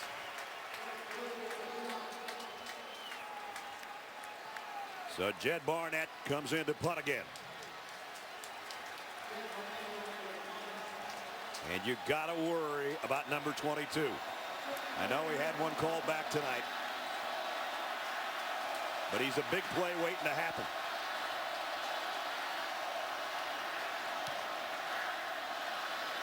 He's not going to get a chance here. Has to call fair catch, and he lets it go. And it goes all the way to the end zone. He guessed right. He made that fair catch, ran away from it, and just hoped, please spin forward and not backwards. Well, we've had a lot of offense tonight. I think that we're going to have the same thing tomorrow night. The Discover Orange Bowl, Taj Boyd, great career at Clemson, taking on Braxton Miller and the Buckeyes of Ohio State. Discover Orange Bowl, Clemson and Ohio State, starting our coverage 8 o'clock tomorrow night. And there's the numbers on the season. Braxton, a great runner, obviously, the second best runner on his team behind Carlos Hyde. Yeah. He's maybe the second best runner in the Big Ten. I don't know. He's in the ballpark anyway. And Taj Boyd, who caps off his Clemson career tomorrow night. It'll be a dandy. Well, Bama was down 14. That tied their largest deficit this year. They were down 14 to Texas A&M. They've cut it to 7. And now looking to tie it. And Amari Cooper took his eyes off that one just for a second and dropped it. You know, when you throw on first down, I mean, I like it. I like it because defense is thinking run at least 50% of the time. But when you miss or you drop balls and you put yourself in 2nd and 10 against a good defense and an active defense, that makes it a little bit more difficult. Again, Derrick Henry getting the bulk of the work so far in this half at tailback for the Tide. Quick throw out in the flat. Cooper looking for blockers. Got the first guy to miss, and he somehow got 12 yards. Great block by Christian Jones. I mean, there were 2 defenders, 1 blocker and 1 receiver, and Christian Jones did a great job getting his block. Watch the block on Colvin. And then Cooper takes care of the other guy. Makes one guy miss, picks up 1 block, picks up a first down for Alabama. There's the block, and then there's the move. And 12 yards later, it's at the 32-yard line. And again, we have not seen a completion to O.J. Howard tonight. The tight end, he's on the left side of the Alabama line right now. And a 2 tight end set. Vogler's in the backfield on first down. Henry. Straight up the gut, and he breaks tackles, and he might go again. Wow, what a run. To the 48-yard line of Oklahoma. Well, power blocking at the point of attack by Ryan Kelly, by Leon Brown, but just watch the power running. Behind the blocking, just running through arm tackles. I mean, that's a big man. Ndulue, a defensive tackle, had his arms around Derrick Henry, couldn't bring him to the ground. Another 19-yard gain. And they're back in Sooner land at the 49-yard line. 5.5 to go, third quarter. Here he comes again. There he goes again. Henry, another 11 yards. First down, Alabama. See, earlier in the year, the other back that would spell Yeldon was Kenyon Drake. We haven't seen Drake at all because this guy has really come on during the bowl practices, the extra work. He's picked up his assignments better, and he is showing the kind of power that he has with the football in his hands. That last one got him to the 38-yard line, and he's got 100 yards on the night, including a touchdown.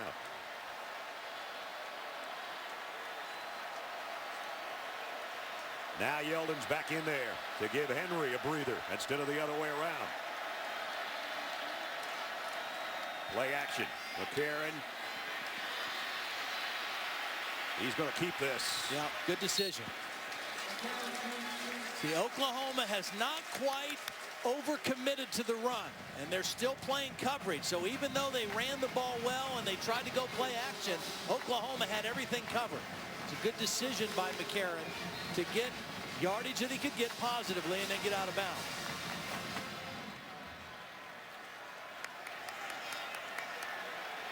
There's Kenyon Drake, and he hasn't played a snap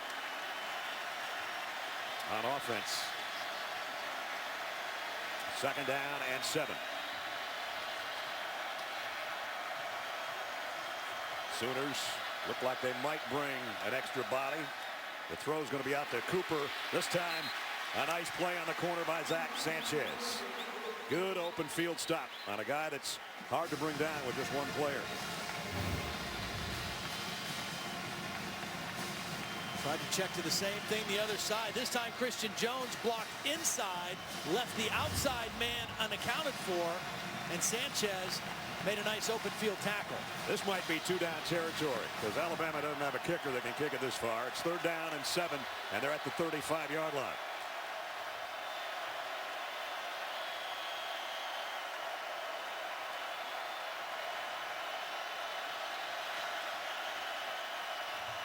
McCarron. He's got to get rid of this one because there was just too much pressure coming again. And a flag flies down at the end of the play.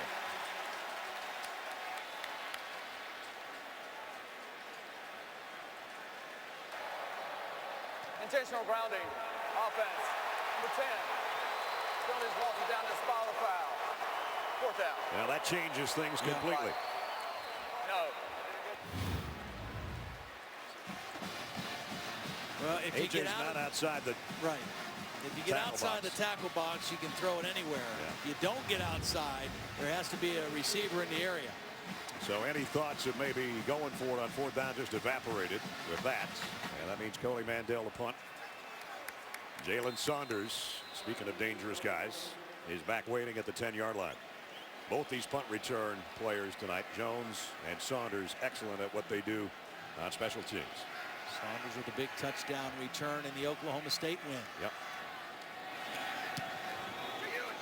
And over end punt. And that one's going to bounce back. It's going to be down at the 1-yard line. Perfect job by Alabama and by their punter. Cody Mandel, nice job. And the Sooners in a big-time hole offensively, starting at their own 1-yard line. Now, celebrating its 9th year, sponsoring the Good Hands Field Goal Nets, Allstate makes contributions to participating universities' general scholarship funds for each field goal and extra point kick. We've had a lot of that tonight. Since 2005, Allstate's contributed more than $3.4 million in scholarship funds.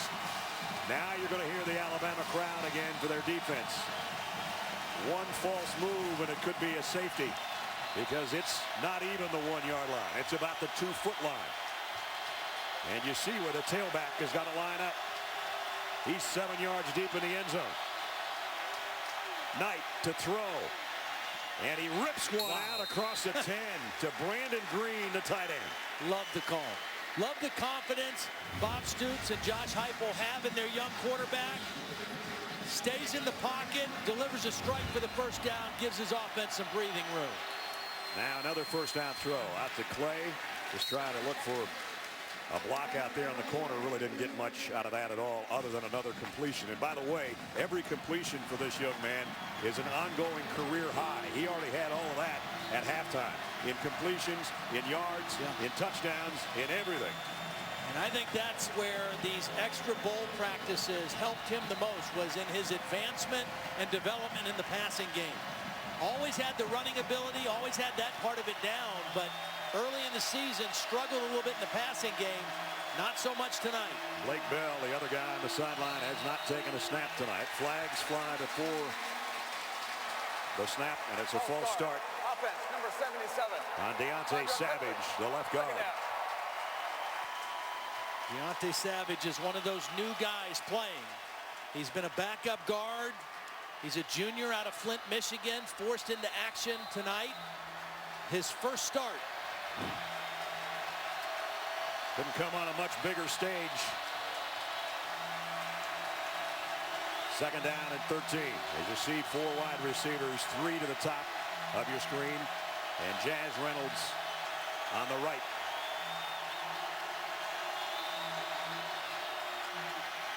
Again, flip out to Clay, and Mosley's all over it. You know, that was a late change by Kirby Smart, because C.J. Mosley was going to blitz on that play. And Kirby Smart got a hold of his attention and changed the defense at the last minute. And Mosley, instead of blitzing, was ready for this flare pass and made the tackle for short gain. Now Knight's near his own goal line. Throws on the run, and incomplete. Nope, it was caught. It was Jazz Reynolds, and he held on somehow. He had to lay out for that one around the 18-yard line. Short, though.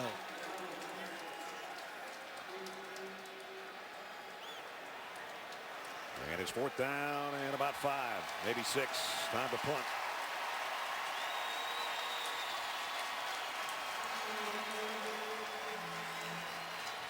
And if you're Jed Barnett, you want a lot of hang time. Let your guys get down and make sure Christian Jones doesn't bring it back the distance.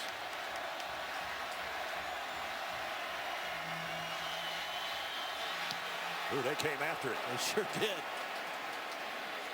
Run is short, but it does take a bounce in the favor of the Sooners, but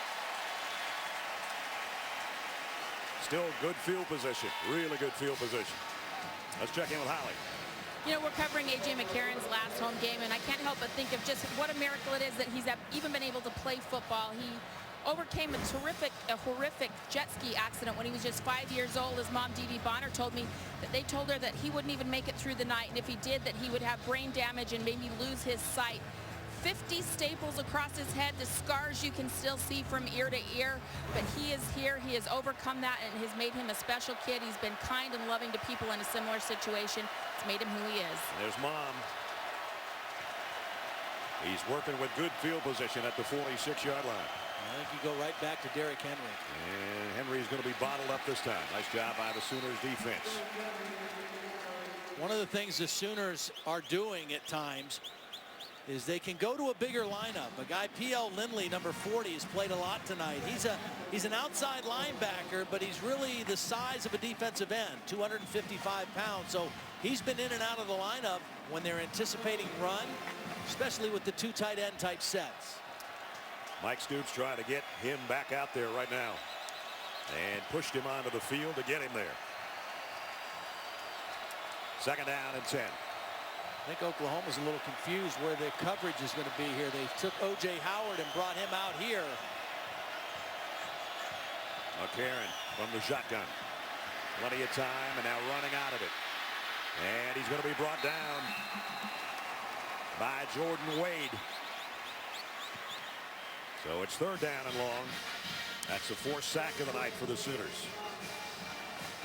Good coverage downfield. I mean, that wasn't a blitz. Just a normal 4-man rush. A.J. McCarron had plenty of time, couldn't find an opening, and the rush finally got to him. And he's just going to walk over and let quarter number 3 wind down. What a final 15 minutes we're going to have from New Orleans. The All-State Sugar Bowl.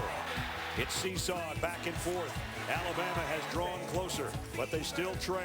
4th quarter coming up. 31-24 OU.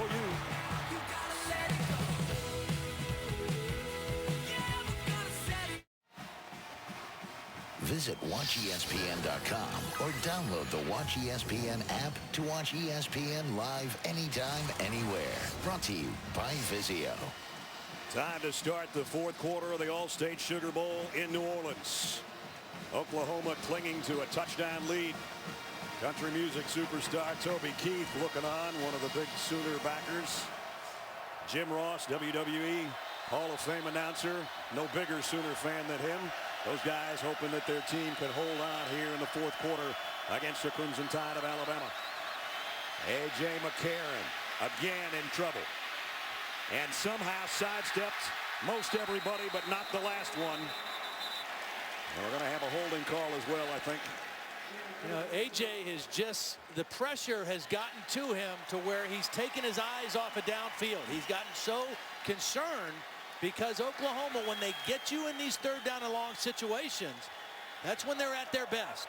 Holding offense number 77. That penalty is declined. Fourth down. Quanjo with a holding call, decline. That's a season high allowed in sacks, 5 allowed by Alabama tonight. See, the quick pressure gets A.J. more concerned right up the middle. That's hard to deal with.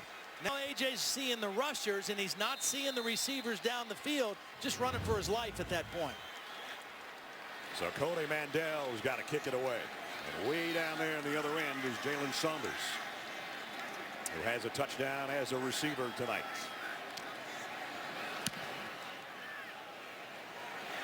He's got to call fair catch as well. And he dropped it, but it's by the sideline, and it's right in front of Holly. And it's a 42-yard kick, and the Sooners hold on to it. Pinned him right on the sideline. Does come out, but jumps right back on it. Oklahoma, in the first half, they had 270 yards of offense on 37 plays. In the third quarter, they had 14 plays for 28 yards. So a much different half of football so far for Oklahoma as the Alabama defense started to flex its muscles here in the second half. There's your numbers on the night that Tide was talking about. On the keeper, and a late pitch. I mean, really late. Saunders takes it out of bounds. Pickup of about 4. Still a little jawing going on between Trey DePriest and Jalen Saunders. See, the thing There's about 100 pounds of difference between those two guys also. The thing that Alabama has tried to take away in the second half are the quick, easy throws for Trevor Knight. Knight deep. This one's caught. Sterling Shepard. And a first down. Oklahoma back in Alabama territory. 22-yarder. They get Jarek Williams, the safety, in coverage on Shepard. And Jarek Williams never found the football. Timeout for an injured player.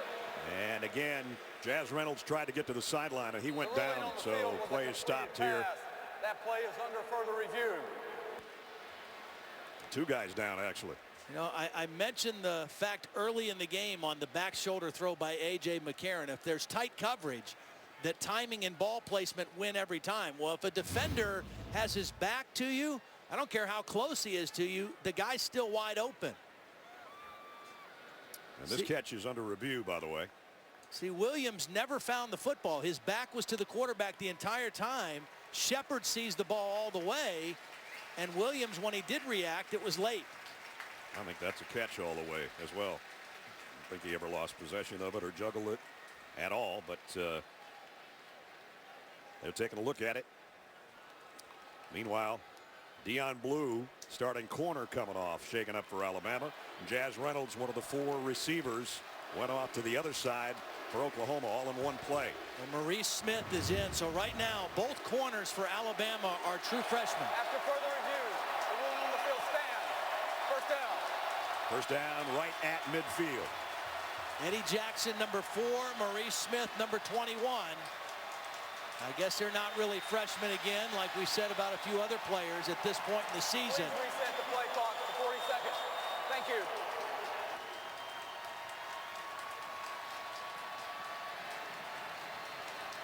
Trevor Knight on first down tonight has been brilliant. Yep. And the one interception, if you missed it, was a pretty darn good throw. It was just tipped because Saunders couldn't quite get all of it on a deep pattern down the middle. Here's a screen out to Shepard. Got one block, got the corner, planted his foot, and went out of bounds, but he got a first down. See, that was a trick formation also. They had a tight end on the backside lined up as a tackle, and they had an offensive lineman out as one of the lead blockers. That's Darrell Williams out there along with Bester. And a nice first down play again for the quarterback, Trevor Knight. Boy, he almost kept that foot in bounds at the 38-yard line.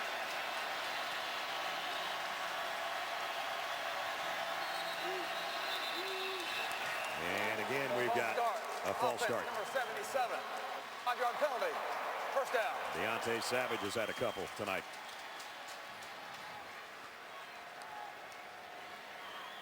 Let's check in with Holly. Well, guys, defensive coordinator Kirby Smart told us yesterday that they are so thin in the secondary that one injury to a corner could spell catastrophe for them. Dion Blue coming out there evaluating him on the sideline. So freshman Maurice Smith, who has played hardly at all this year, just 13 tackles on the season in a critical time. Trevor Knight has hit his last 7 passes again. First and 15. That's 8 in a row. Woo. And a flag. We're going to have a targeting foul here. Or is there something else happening on the outside? It could be an illegal pick by the offense. We'll have to wait and see. I think that's what it's going to be. Pass interference, offense, number 3. 15-yard penalty from the previous spot. First down.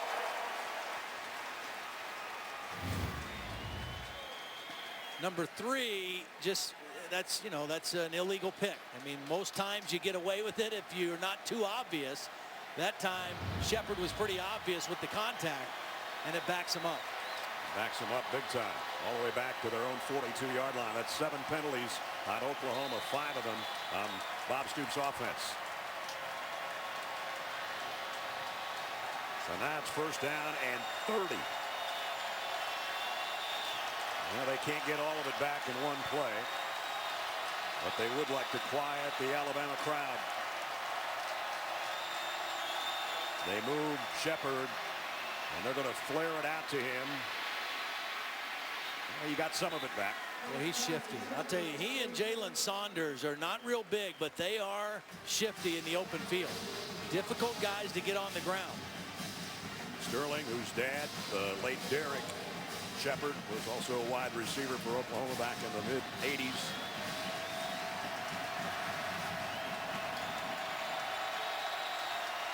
Second down and 24.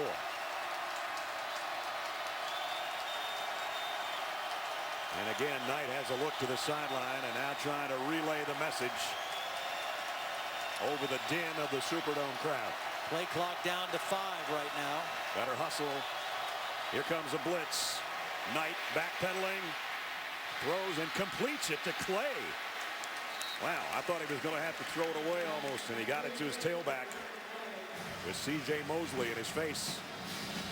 Now it's third down, but it's getting closer to being manageable. You know, I think Oklahoma got away with getting linemen downfield. If you throw a screen pass and the ball's thrown behind the line of scrimmage, they can go downfield.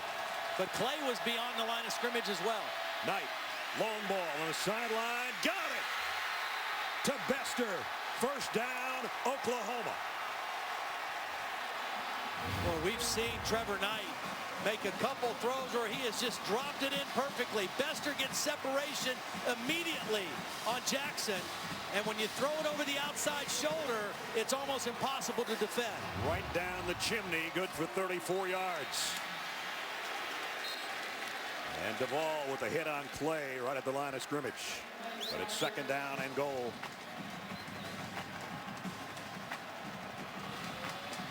And the clock winding down. Clay's trying to retie his cleat and trying to hurry. And when you're trying to hurry, sometimes that's a lot harder to do than you think. And you got 80,000 people screaming at you.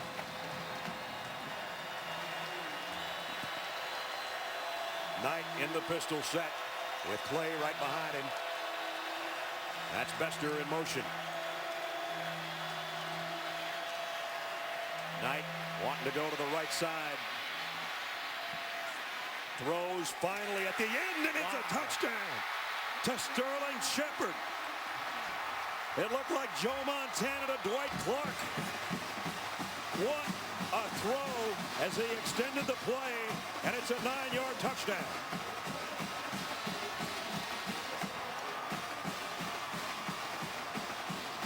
The 4th touchdown pass of the night for Trevor Knight.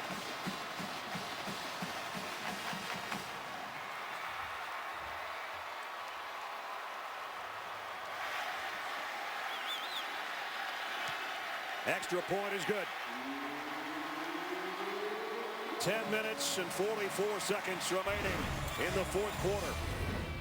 76-yard drive and 8 plays. And oh, what a night for Trevor.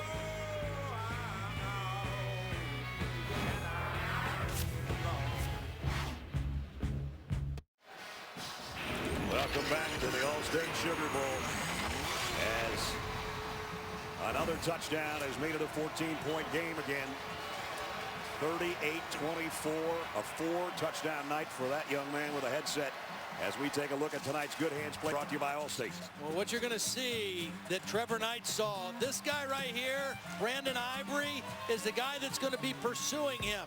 He's a nose guard, 6'4", 310 pounds. So all he's trying to do is to contain Trevor Knight. He's not trying to attack. So Trevor Knight holds that thing as long as he can until he sees a receiver open in the back, as opposed to having a guy like C.J. Mosley that would be pursuing and attack him with speed. Brandon Ivory was just trying to keep him hemmed in. Trevor Knight held it as long as he could before he threw the pass to Shepard for the touchdown. His 4th of the night. And the kickoff. Christian Jones from 3 yards deep. Jones weaves his way out across the 30. Nice return to the 31. Well, hopefully on Monday night, number 1 against number 2 in the Vizio BCS National Championship game will be as fun as this one. Seminoles and the Tigers looking to raise the crystal ball. 19th meeting. Auburn has a big advantage. Jameis Winston, the Heisman Trophy winner at the ACC in passing and touchdowns, and Trey Mason, what a great year he's had running the football for Auburn. All gets underway on Monday night on ESPN. Now the Tide again behind by 2 touchdowns. From the 32-yard line, McCarron. Again, he's going to go down. The 6th sack of the night by the Sooner defense. And it's Stryker again for Mike Stoops. See, again, this defense was built to play in the Big 12 against spread offenses, against pass-happy offenses. It's built for speed. It's built to pressure the quarterback and to be able to disguise coverages. And right now, with Alabama in the shotgun, with 3 and 4 wide receivers feeling like they have to throw, they are at a disadvantage to this defense. An unfamiliar spot for Alabama, behind by 2 touchdowns. Quick throw out to Cooper. And Amari Cooper picks up about 6. Time becoming a little bit of a factor as well. 9:40 remaining. First in school history with 3,000 yards throwing in a season. You think about some pretty darn good quarterbacks that played at Alabama. AJ's girlfriend looking on along with his mom. A 3rd down and 8. See, again, Oklahoma stands up, guys, movement, trying to disguise their pressure and their coverage. Here they come. He has to get rid of it in a hurry. Too much of a hurry. Kaz Everett was applying the heat, along with several others, in fact. That's why that last touchdown drive of Oklahoma was so crucial, to make it a 14-point lead again and to take the running game away from Alabama when they have the football. Cody Mandel, the punts. Again, way up in the air, and a tough catch in traffic. About a 6-yard return. Trey DePriest planted Saunders on that punt return. Just under 9 minutes to go. Oklahoma with a 2-touchdown lead in the football. The 2014 All-State Sugar Bowl is brought to you by Allstate. Are you in good hands? Lexus. The Lexus December to Remember sales event is here. Now through January 2nd. Taco Bell. Sometimes you gotta live Mas. And the new Surface. Follow at ESPN CFB for all bowl instant replays. Boy, if Alabama ever needed a 3-and-out by the Sooners, it would be right here. 2-touchdown lead for a 2-touchdown underdog. I think if you're Oklahoma, you certainly want to eat some clock, but I don't think you take the air out of the football. You stay aggressive. You trust your quarterback. He was 6 for 6 for 92 yards on that last drive. He's hit his last 11 passes. Here's Brennan Clay trying to take it wide. He'd like to stay in bounds. I don't think he did. And C.J. Mosley and Eddie Jackson over there after a yard gain.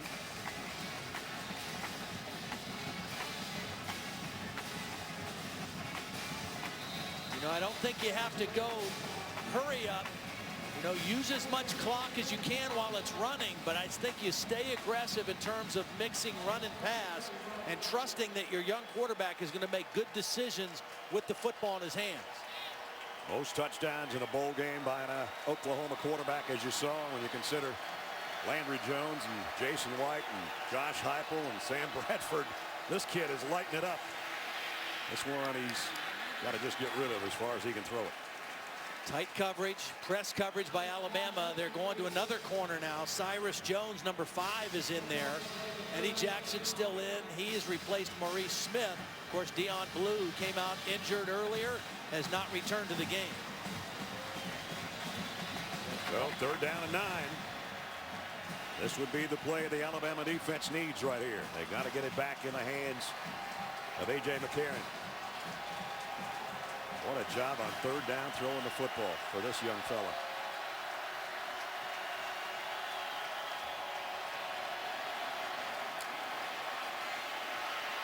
Flushed out of the pocket. Throws on the run. Ooh, almost intercepted by Jones. And they do get the stop. It's 4th down. Well, the only reason I think Trevor Knight was able to even get out to throw the football is the free man, Landon Collins, slipped. If Landon Collins doesn't fall down, I think he gets there before Trevor Knight can even escape the pocket. And Cyrus Jones able to slip in front for the deflection.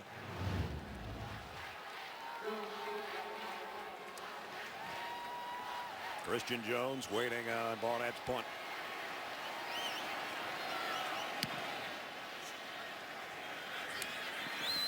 And late fair catch taken at the 26-yard line. 8 minutes is all that's left. A guy in his 40th start. Most of them he's won. He's got a big hole to dig out of right now.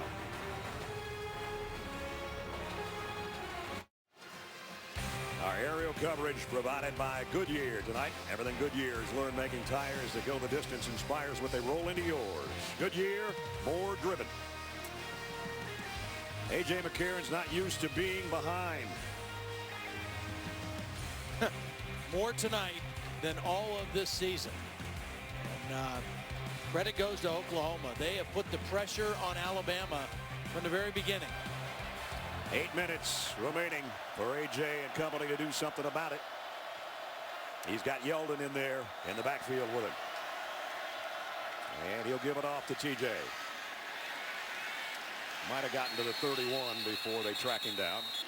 Because of the fact that Oklahoma has had a 14-point lead for a good portion of this game, it's forced Alabama to stay in the shotgun, to get away from some of their power sets and their normal running game. And that's put them a little disadvantage because just pure pass blocking, Oklahoma kind of has the upper hand. Yeldon going to be short of the first down. You saw that graphic. They've had 3 3-and-outs in this half, including the last 2 possessions. They can't afford it anymore. They got to have this one. They still have enough time with just getting around 7 minutes where they can still run the football. They don't have to throw every down, but they do need to convert here. Yeldon got it by about a yard. So they move the chains, and we'll be under 7 minutes on the next snap. Oklahoma going to try to play coverage and force any throws to be underneath throws. Oh, they're going to run it again. Yeldon got about 3, but this is sort of time consuming. They'll go without a huddle, obviously. Yeldon's going to come out, and Henry comes back in. 2nd down and 8. Throw all the way. Henry out in the flat. Nice cut back to the middle of the field. Here goes Henry. Derrick Henry. Goodbye, Mr. Henry. Touchdown.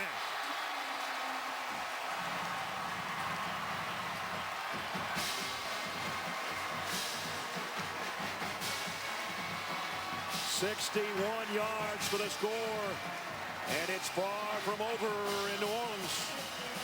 What a cutback, and what a stiff arm on Jordan Wade to just kind of propel him into the secondary and then outrun some tired defenders. Wow.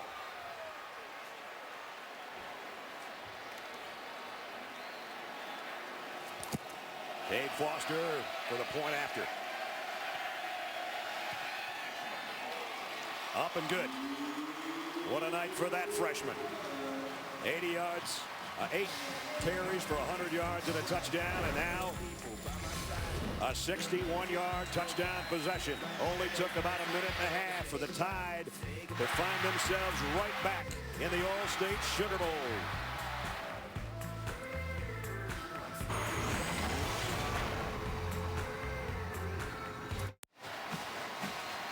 Back to a 7-point game that I mentioned. I like this kid.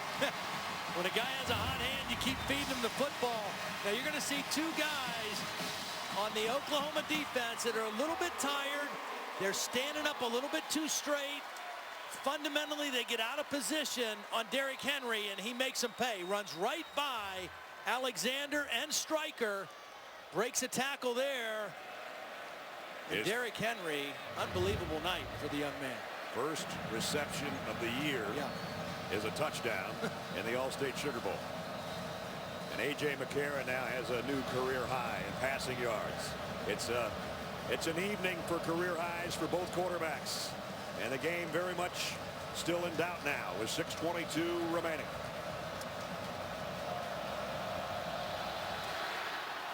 Foster's kick to Roy Finch at the 1-yard line. Finch to the edge, and now back to the middle, and he got it out to the 30, and a flag down.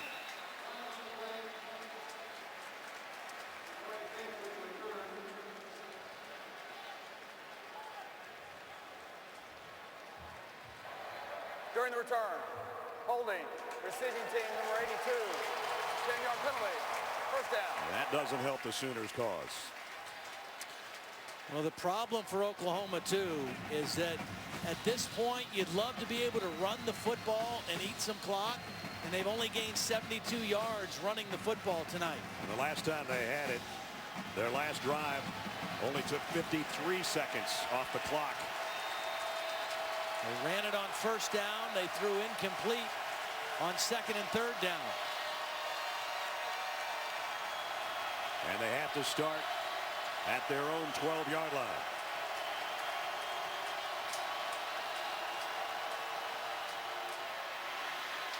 Clay had to really work for one. Trey DePriest in on another tackle. And we'll work it under 6 minutes remaining in the 4th quarter.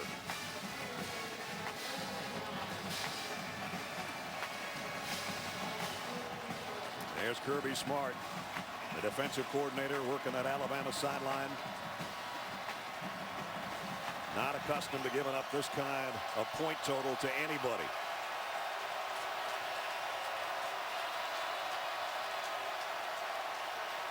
On 2nd and 9, play action. Knight deep down the middle and overshot just by a fingertip. Sterling Shepard. But the incompletion stops the clock again. So again, they run for very little on first. They throw incomplete on second. Now they have third and long, and the clock stopped with 5:29 left in the ballgame. And if they get this stop, regardless of how deep you can punt it, Alabama would have an excellent field position.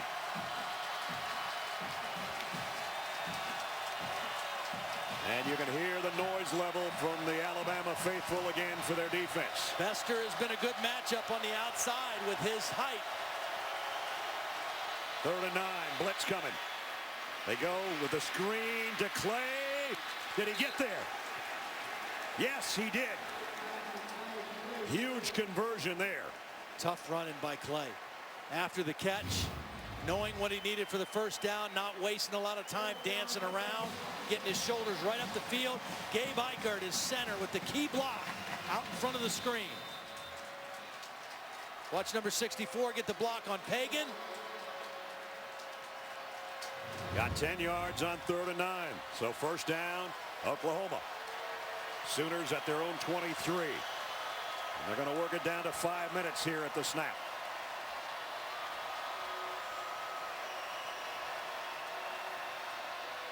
Quick throw in the flat to Shepard. And Mosley got over there along with Landon Collins. We have had an unbelievable amount of huge plays tonight. You can kind of feel it from the crowd right now. They're trying to catch their breath with 4.5 minutes to go.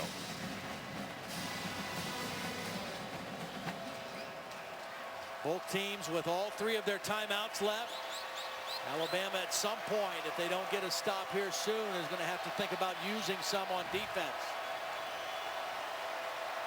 Working the play clock down as far as he can as Trevor Knight's down to 5. And they're going to take a timeout. Timeout. So there goes the first timeout for Oklahoma.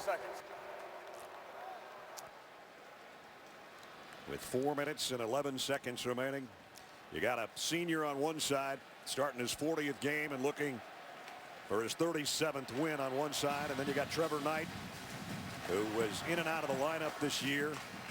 But boy, what a night he has put together for this young guy, the redshirt freshman out of San Antonio, Texas. And as Holly said earlier, where's number 9 because of another San Antonio native, Drew Brees, and he's looking a little bit like Drew tonight. Well, he started the first 2 games of the year, injured his knee against West Virginia, was out for a while. They went back to him to start the last 2 games, and he hurt his non-throwing shoulder in the Bedlam game against Oklahoma State. He's fully healthy tonight, and this is by far the best he has played and the most complete game he's played, throwing the football and running the offense. 80 Sugar Bowls, and it's the first time ever both quarterbacks over 300 yards in the air. It's been that kind of evening.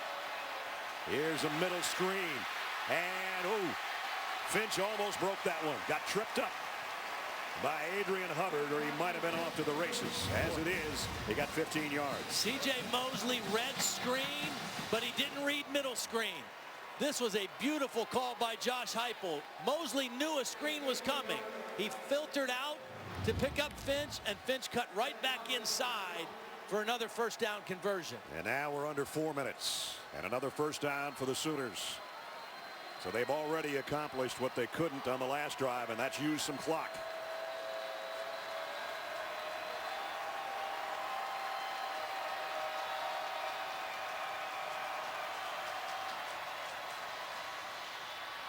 Clay trying to take it wide, and he's got another first down at midfield. Nice, tough run. A pickup of 12. Nice job on the outside by Shepard, the wide receiver, getting a block on the safety. Josh Heupel has called a brilliant game tonight. Watch Clay bounce it outside, pick up a block from Shepard on the safety, Collins, and that enabled him to get it outside for another first down. Oklahoma 10 yards on one play, then 15, then 12 more. And the clock winding down to the 3-minute mark. And they've got it right at midfield. Two of the biggest names in college coaching squaring off here in a classic. Clay got a couple. Hubbard's draped all over him.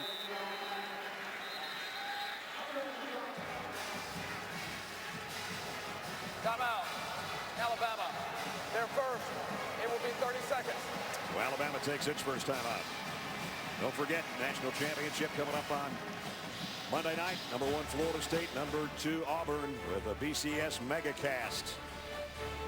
Traditional game coverage on ESPN. ESPN2 will host BCS Title Talk. The analysts will break down the game with celebrity guests. ESPN News, it's the BCS film room there. And to hear the sideline sounds of the game, you can turn to ESPN Classic. About any way you want to watch it.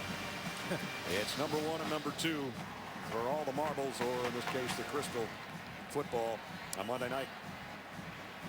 Now, Oklahoma took over way down at their own 12-yard line with 6:22 remaining. And the 8th play of the drive coming up, and they've worked it down under 3 minutes.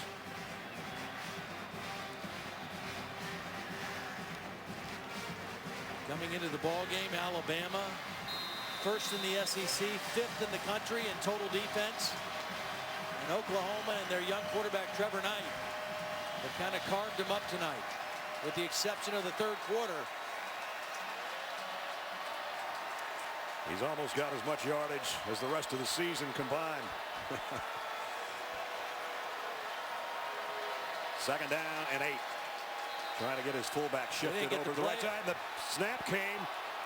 I think they're giving him a whistle. Play clock, timeout. Oklahoma. Their second. It will be 30 seconds. Now, that shouldn't happen following a timeout, that's for sure.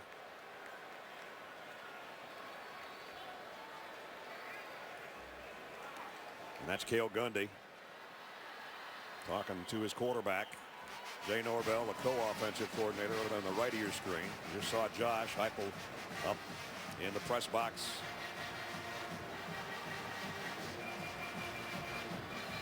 So that's the brain trust for Oklahoma.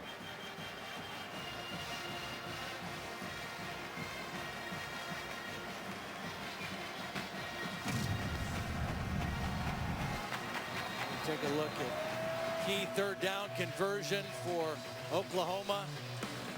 Brendan Clay slips out on the little screen, got his center, Gabe Eichert out in front, then just hard-nosed running through a couple tackles for a critical 1st down on this drive. Trevor Knight is going to be a run all the way for the quarterback, and he only got back to the line of scrimmage before the Butkus Award winner stood him up and put him down. And that's 3rd down and 8. Timeout. Alabama. And Alabama takes its 2nd timeout. So not only a great game, but a chess match going on now between Bob Stoops and Nick Saban. Well, and Bob Stoops is thinking here, if I run the football, I might force Alabama to take their last time out. If I throw it and try to convert and it's incomplete, then he gets to save his timeout and I stop the clock for him.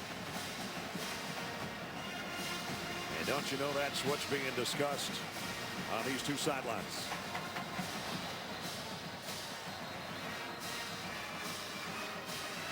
One guy's won 165 games. Nick Saban, Bob Stoops, 159. Might even see another screen. It's been kind of effective for Oklahoma, particularly on this possession. We've seen a wide screen and a middle screen both to convert 1st downs on this drive. Two backs in there right now, Finch and Clay.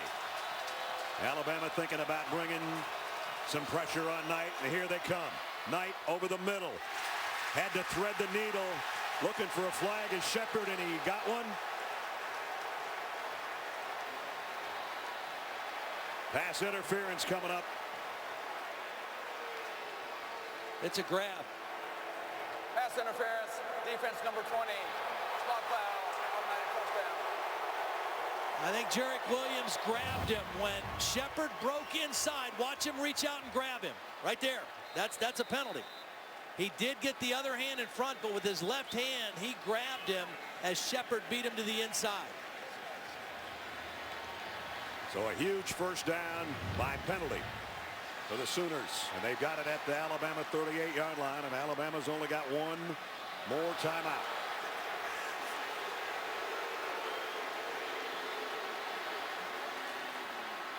Brennan Clay trying to bounce it outside, but he's going to lose yardage.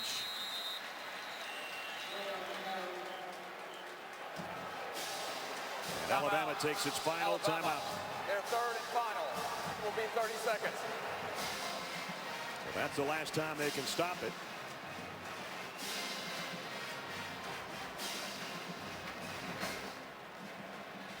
And an unhappy Nick Saban on the sideline, letting the officials have it.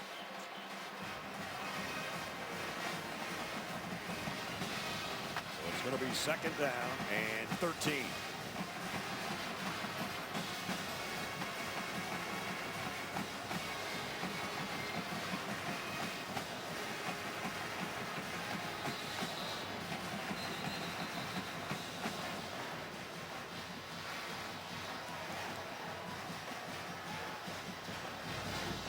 One team looking for their 11th win. Alabama has 11 wins. And the All-State Sugar Bowl comes down to 2.5 minutes after almost 4 entire quarters of electricity. If you're Oklahoma, you're thinking protect the football and stay in bounds. It's going to be a run.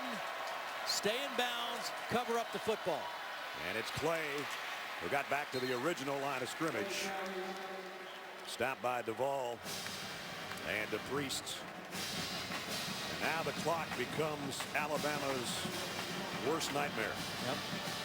Trevor Knight being told during that last time out, at this point now, use all the clock you can. Let's not get a penalty, but let's take it down as far as we can on the play clock before we snap the football. They can get it down to about 150 or 151 right here.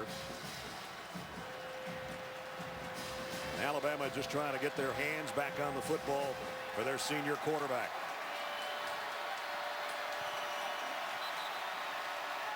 Play action.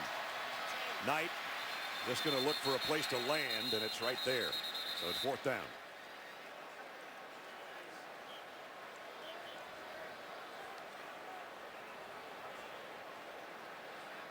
Maybe Bob Stoops got a timeout before that play. I'm not sure. Prior to the snap, Oklahoma called timeout. That is their third and final. It is 30 seconds. All right, so everybody's out of timeouts. Please reset the game clock to 150, 150. So they're going to put 6 seconds back on the clock.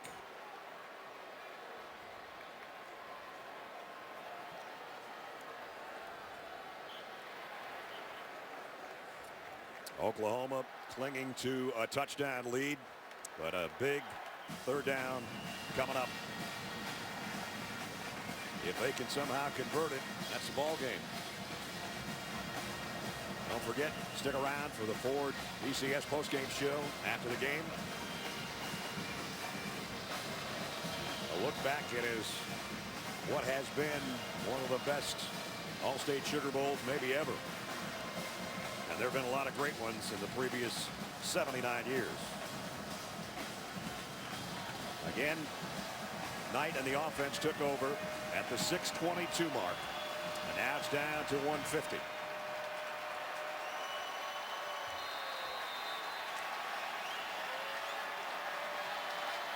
Do they risk a pass here, Todd? No, I think they run it.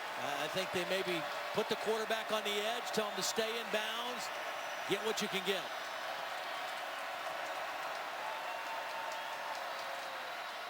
And it is a run by Clay. And he's trying to get to the edge. He's going to get dropped for a loss, actually, by Clinton Dix. Now what I think Oklahoma does is goes ahead and takes a penalty here. And then line up and punt the football. Run this all the way down. So almost a minute. Yep, take your 5-yard penalty and then get into a safe protect punt and try to kick it down by the end zone.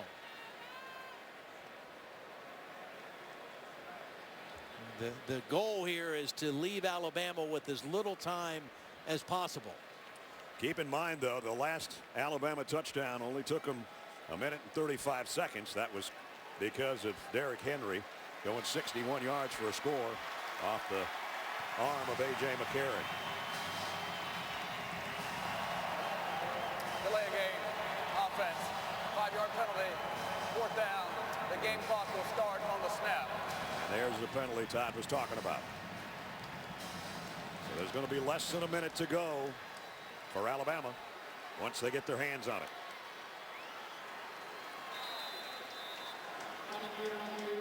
Again, one of the best punt returners in the country will drop back in Christian Jones. Barnett to kick. They came with a little bit of pressure, and Jones will take the fair catch around the 16-yard line. Well, A.J. McCarron's got one last chance, but not a lot of time. Finishing his Alabama career tonight with several milestones. 3 national championship rings, 2 as a starting quarterback. Most wins by a quarterback in Alabama history. He's been brilliant.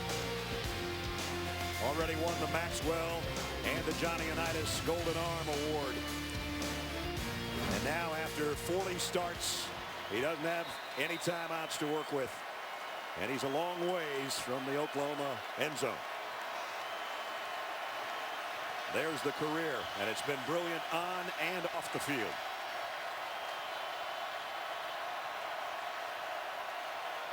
From the 18-yard line. McCarron. Pressure from behind, and the ball is out. And it's scooped up by Oklahoma. Touchdown.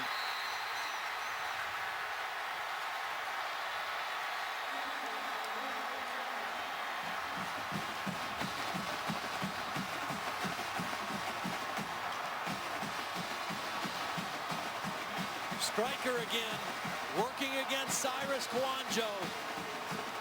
As good as Kouandjio is, Striker knows this is pass all the way. Watch how fast off the line of scrimmage, gets around the big tackle, strips the football, and similar to the Bedlam game, Oklahoma scores on a fumble to end the game. Another look. There's Striker from the backside. We said he was an impact player despite his lack of size, but he's got speed to burn. And he got to A.J. McCarron's arm before he could get it going forward. The ball out, and then Geno Grissom did the rest.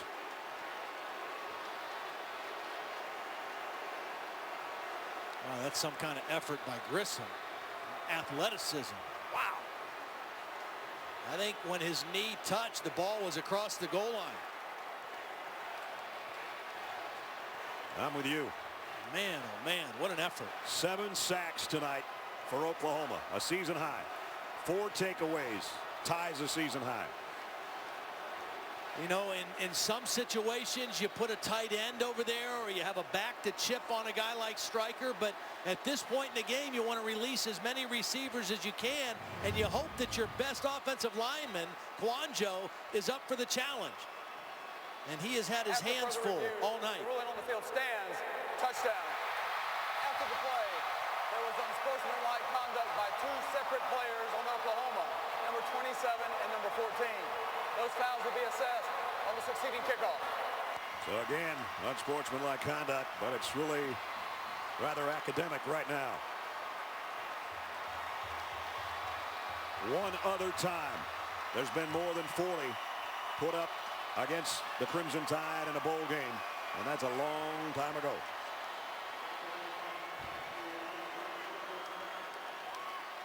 So the dream career of A.J. McCarron is going to have one final sour note tonight. He threw a couple interceptions, and that fumble return by Grissom for the touchdown has pretty much all but iced it. Speaking of ice, I'm sure there's some in that bucket when they find Bob Stoops.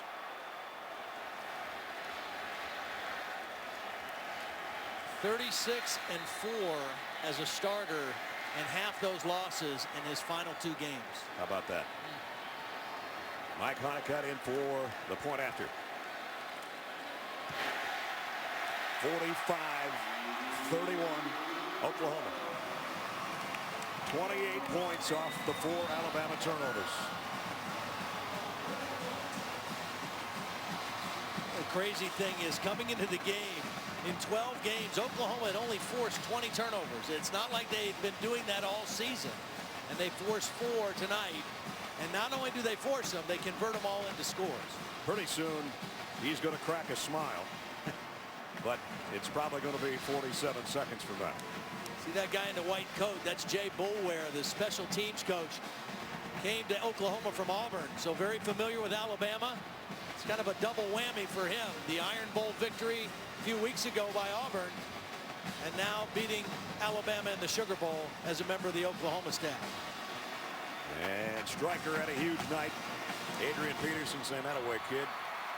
And Trevor Knight, unbelievable. Unbelievable is right. And see, the thing with Stryker is the game became a game where he could be a factor. As long as it was close or Alabama was leading and they could get in 2 tight ends and pound the running game, he becomes a little bit of a liability because of his size against bigger guys. But when it became a passing game and they could put him on the edge and use his skills, he became a monster for Cyrus Kouandjio to try to handle. I would say Oklahoma, as you look forward to this team, will be settling on Trevor Knight as their quarterback as they get ready to think about 2014. What a performance. Yeah. Well, they're about to be 5-2 in All-State Sugar Bowl appearances.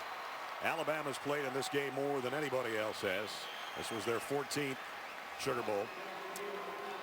And it went right down to the final minute before it was really decided. And again, the kick now has to come from the 10-yard line because of the unsportsmanlike conduct penalties. And the ball falls off the tee. We're going to have to reset it here. Brad, remember this Oklahoma team that has scored 45 points on Alabama's defense did it with an offensive line that had reshuffled 3 guys in different positions tonight. A guy in Bronson Irwin playing right tackle who had never played tackle. Deontay Savage starting at left guard, his first start. They moved the right tackle over to left tackle. Unbelievable performance by the Oklahoma offensive line. And that one hits one of the Alabama players up front, and I think Oklahoma's got it. How about that? Going to be a fitting finish to a remarkable night. They're just trying to squib this. This isn't an onside kick. No, it's a squib. It just hits Reggie Ragland right between the 1 and the 8. And Gastelum is there on the special teams to basically ice the game right now. And they finally got to Bob Stoops right there. Wow, double duty. What a great coaching job this year by Bob Stoops and his staff, considering the injuries at quarterback, the injuries and the loss of some critical players throughout this season. Maybe as fine of a coaching job as he's had in a long time. And his 160th career victory at Oklahoma is definitely sugar sweet. A 2-touchdown underdog wins by 2 touchdowns over the Crimson Tide of Alabama. 45-31. And 2 of the best in the business will meet for the handshake.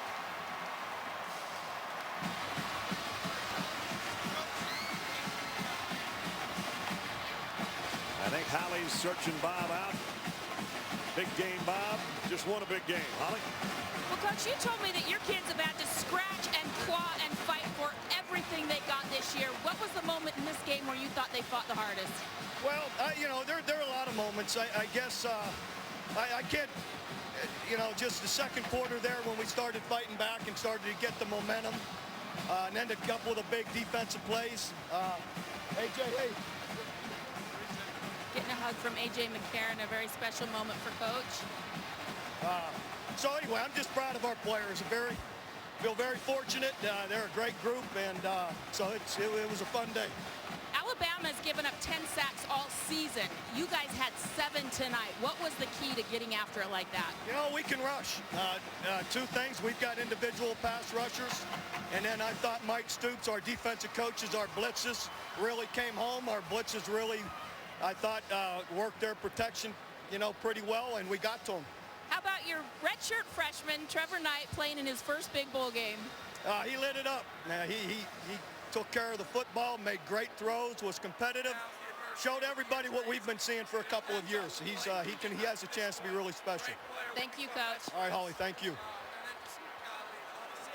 Trevor Knight on the night, career highs in everything, and the most ever by an Oklahoma quarterback in a bowl game, and that's saying something. And he's about ready to talk to Holly Rowe.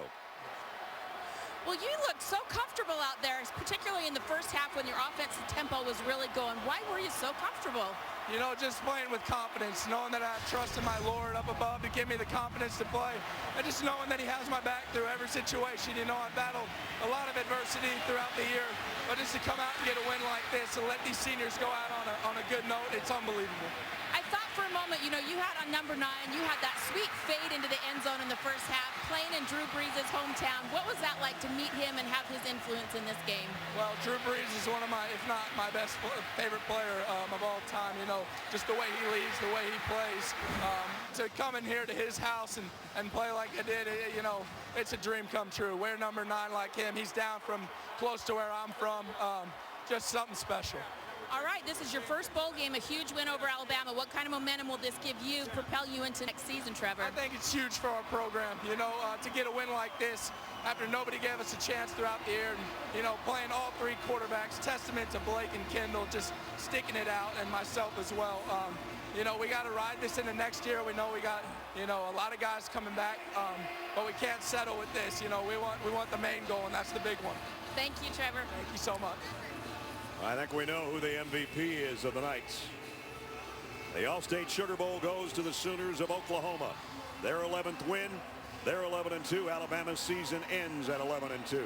The trophy presentation and a lot more coming up after the break. It'll be the Ford BCS postgame show. Final, Oklahoma 45, Alabama 31. Not the way A.J. McCarron wanted to go off, but congratulations to him on a brilliant Alabama career.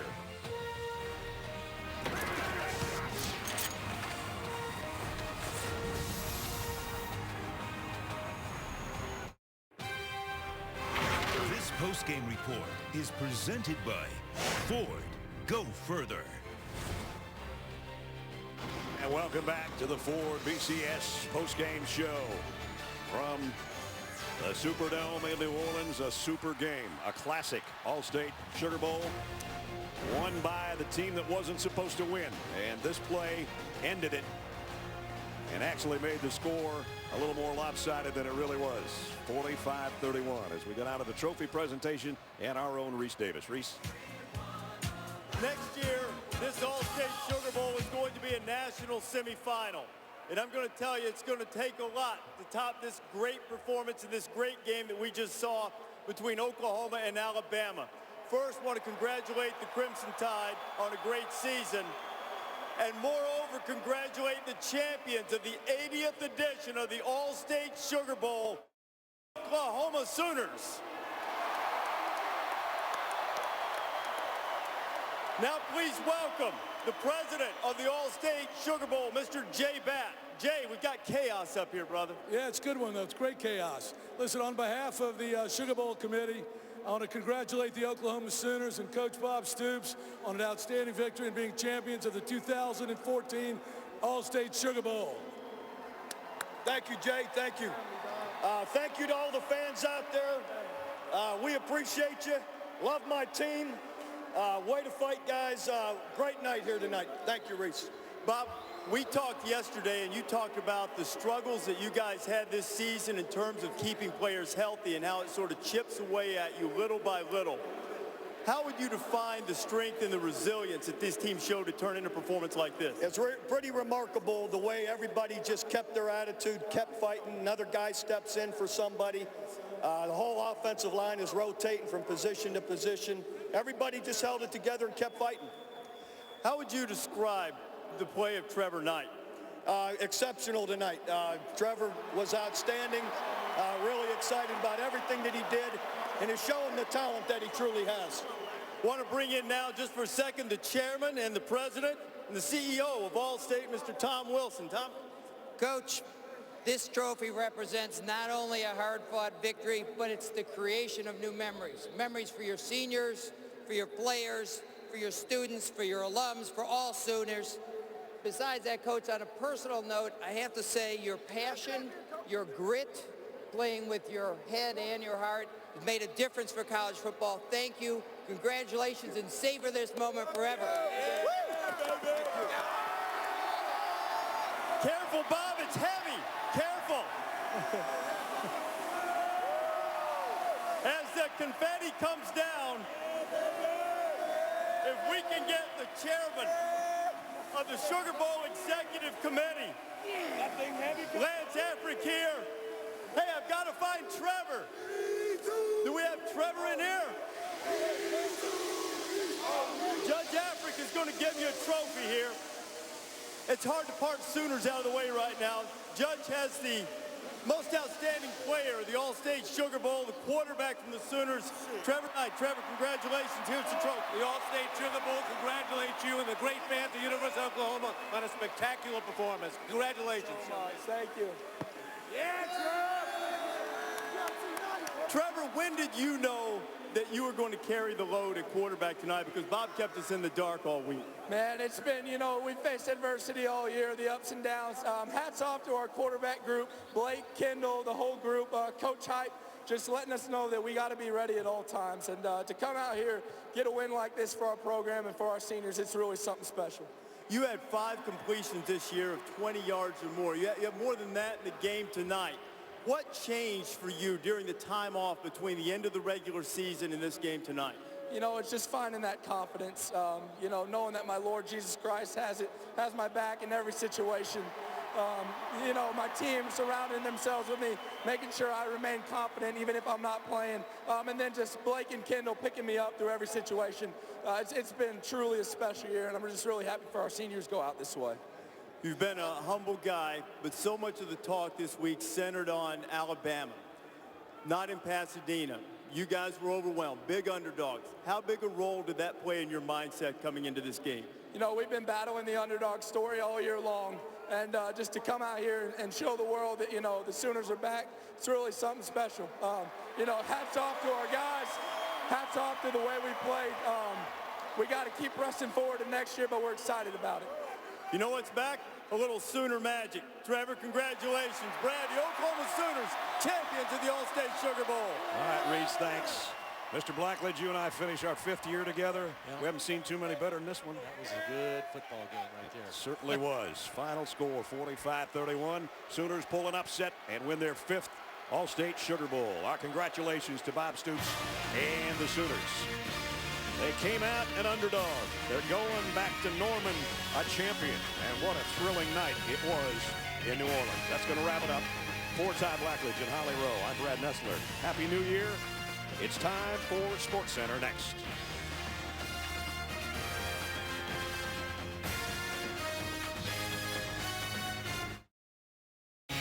This is SportsCenter Live.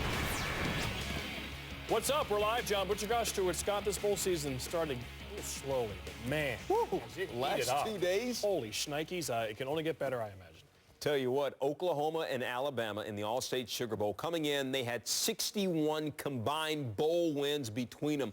The most ever for 2 teams meeting in a bowl. One thing we know for sure, it would be 62 combined bowl wins once this thing was over. Let's take a look at how it all went down, the All-State Sugar Bowl. A.J. McCarron playing his final game for the Crimson Tide. Adrian Peterson on hand, checking out his Oklahoma alumni, fellas.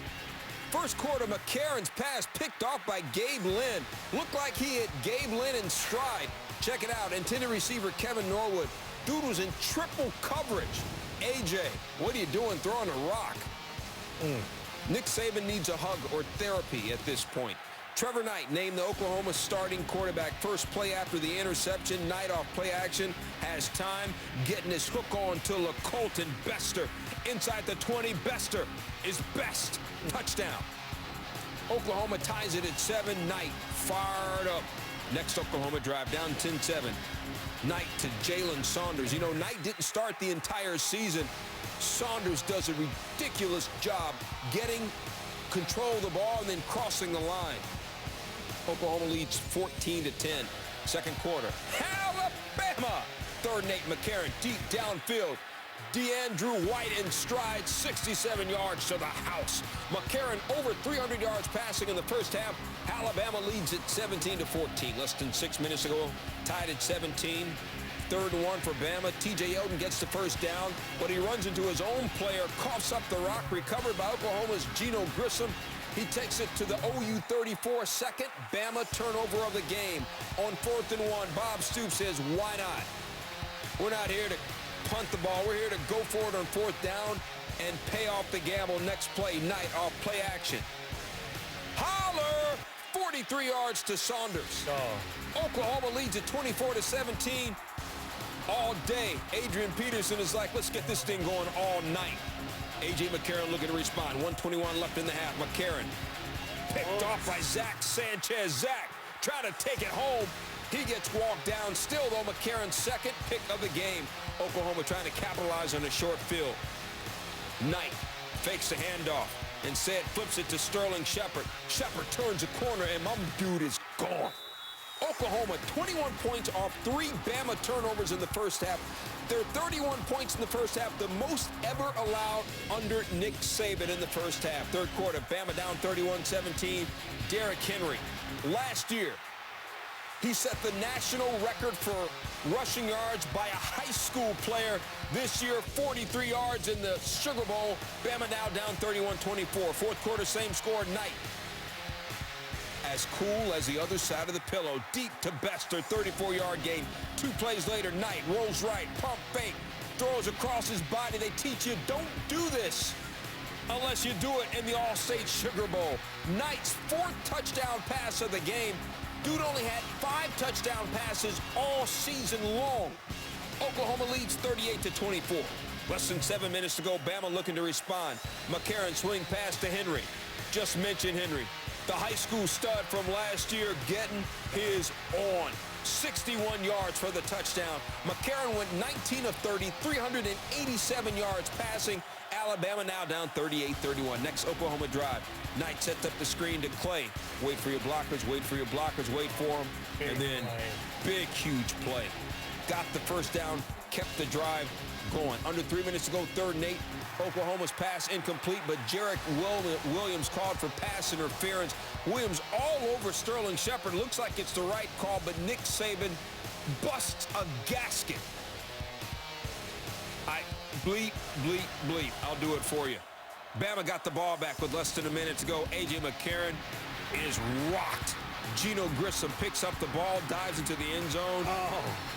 His nickname is All Day. His alma mater went all night long on the Crimson Tide. Oklahoma wins it 45-31, upsetting Alabama in the All-State Sugar Bowl. Bob Stoops, the only coach to win the Rose Bowl, Sugar Bowl, Fiesta Bowl, and Orange Bowl in the BCS era. OU scored on 5 straight possessions in the first half. The last time Alabama allowed that was a decade ago, 2003, to Georgia. Now, with more, the Ford BCS postgame report. We're kicking it down to Nollins and our dude, Reese Davis.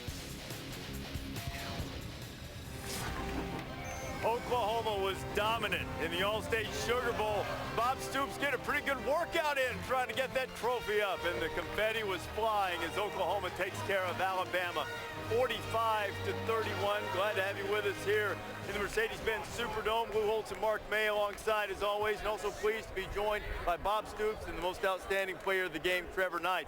Bob, last year of the BCS, and you finish off the sweep, winning each of the 4 BCS bowl games. What does this win against Alabama and the way this team performed mean to you? Well, for me personally, I feel incredibly blessed to have been able to work with great young men like Trevor. We've got a great locker room. great character on our team, and I'm proud of all those guys. My assistant coaches have done an outstanding job, and my administration. So, you know how it is. You're part of a big team, and I'm fortunate to be surrounded by a lot of great people. Coach, this season you rushed for an average of 236 yards a game. This game, only 81 yards on the ground. You threw the ball primarily. What was the big change that you made coming into this game that you thought that you could take advantage of Alabama? Well, we felt we had some opportunities throwing the football, that we could get behind some people, that we could beat some coverage, that there was opportunities there. If Trevor would be able to be protected, and he threw great passes, a lot of competitive tight throws, and our receivers, I thought, made some great competitive tough catches. They really did. The love and the feeling on your football team was absolutely incredible. I've taught from day one, the way you come out, the way they cared about one another, and you did a masterful job, you and your staff. But I want to ask you, 3 different times you fell behind. That was the only time I worried about how competitive you'd be. Because, you know, you get all fired up, and next thing you know, 1 minute you're down by 7. Then you come back, and then you're down. You kept coming back. Was there any doubt? You know, go ahead, Trevor. We've been battling adversity all year long with injuries and stuff like that. Just really proud of our group, for fighting that every day at practice, fighting that in every game, that adversity. And just to come out here and get this win like that is a testament to our seniors. That kept us as one group all year long, brothers mentality, and just so happy for them to come out and get this victory. Trevor, you missed some time this year after winning the job early with injury. Came back, played well, but then it seemed like you transformed yourself during the off time between the end of the regular season and the bowl game tonight. What did that time do for you? It was just, testament to Coach Hype, always telling us be ready to play. And just so proud of Blake and Kendall for stepping up and doing their job when they had to. And for us to come in here and for me to play like I did. Really, so look at these guys. Really, hey! Easy going, fellas. Hey, one thing. Now we're going uphill. So you guys fought uphill all season long, by the way. Hey, guys. You lack a little discipline off the field. On the field, discipline on the field. Trevor, we know this is a special victory for you winning the Sugar Bowl, but how special is it for you that you're a big fan of Drew Brees to win it in Drew's house? A great player. I look up to him every day, just the way he prepares, the way he's a leader, and the way he brings his team together, kind of like we came together tonight. And just to play like this in his house, it's special. Bob, sometimes I think it can be overestimated what kind of carryover you get from a bowl game into the next season. How do you view what this game can do for you next year? Oh, it's going to be big because of how young we are. We came into the year very, very inexperienced and built and got better and better through the year. We've got a great number of guys back. And as Coach asked earlier about the tight game and falling behind, we've gotten used to being in tough, tight games and don't mind it. So I think it's going to help a lot. How big of a shot in the arm is this for recruiting for you in the offseason? It's going to be a big boost in recruiting, I'm sure. And I think it shows, too, overall that I got the utmost respect for Alabama. How can you not? But I think it shows that we can play with anybody. No. He's 52% for the year. He comes out here tonight, 348 yards, 75%. And not only that, you were impressive. You're poised, you throw a tight spiral, you got a strong arm. I didn't know you were that good. I got to be honest. How in the world did he even hesitate who was going to start? Yeah, it's special. Hats off to Coach Stoops for just believing in me all year. When it was Blake's time, he did a great job, got us a lot of huge wins. And then I just knew that when it was my time, I had to step up and play. And I really appreciate the opportunity from Coach Stoops, Coach Hype, always believing in me. And I think coming out here and playing like this, it's special for our whole program. The quarterbacks had each other's back the entire time, sitting together, eating lunch together, helping one another. It's really neat to see. Awesome. Bob, how much did you talk to your team about all the chatter of you guys being the big underdog and Alabama the powerful team? How much do you address it with them? I think Trevor will tell you I never brought it up once. That's not the card we play. We've Oklahoma. We've been strong competitors for a long time. And I probably didn't have to bring it up because I hear it from the outside world. So I really never played it once. That's part of the masterful job of a leader, knowing when the guys already know and not to overplay his hand, and you played your hand beautifully and perfectly tonight. Both of you did. Congratulations. Thank you so much. Thank you, guys. Thanks for having us. A terrific performance by Oklahoma. About the only mistake they made tonight is they have my set going backward. Almost knocked us over. But by the grace of Sooner magic, we didn't fall. I apologize. I look forward. We love that. Post-game report is brought to you by Ford. Go further. More to come from the All-State Sugar Bowl. We'll hear from Nick Saban, A.J. McCarron as well, his final game in college football. And what a moment. The Sooners coming up to celebrate with their coach. And oh, we almost lost Lou and Mark and Reese. Woo! Sports Center, brought to you by Ford. Go further.